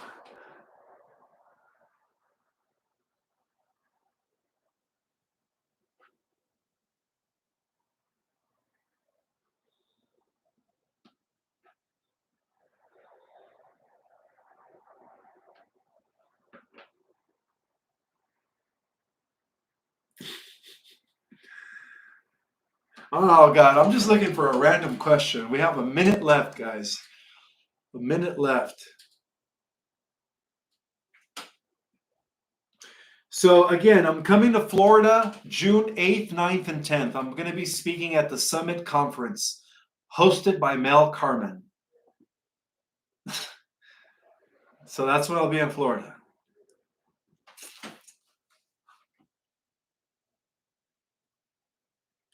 When we ascend into the fourth dimension, how will the moon change? Well, picture this. When we go into the fourth dimension, the planets and the moon are going to look much bigger. They're going to look much bigger because we're going to be seeing them.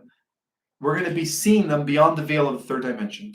Just like in the movie Star Wars, you know, like some planets are very close to each other and they look big. That's how fifth dimensional reality and fourth dimensional reality will be like.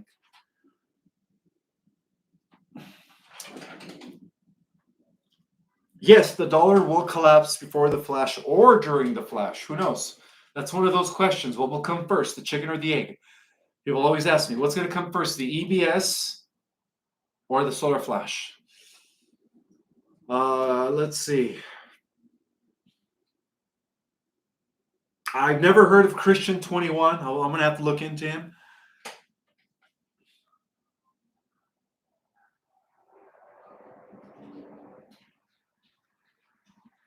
All right, guys, 3 hours. I'm going to miss you guys for a while. I'm going to be gone for a while, and I'm going to miss you guys. I'm going to see you guys soon. When I come back, I will be scheduling at least 3 to 4 days in advance. All right, so you guys could communicate on the chat like you always do. So I hope you guys have a beautiful evening. Again, my new course starts June the 8th. So with that in mind, may the God force be with you guys always. And I will see you guys when I come back. All right? Have a good night.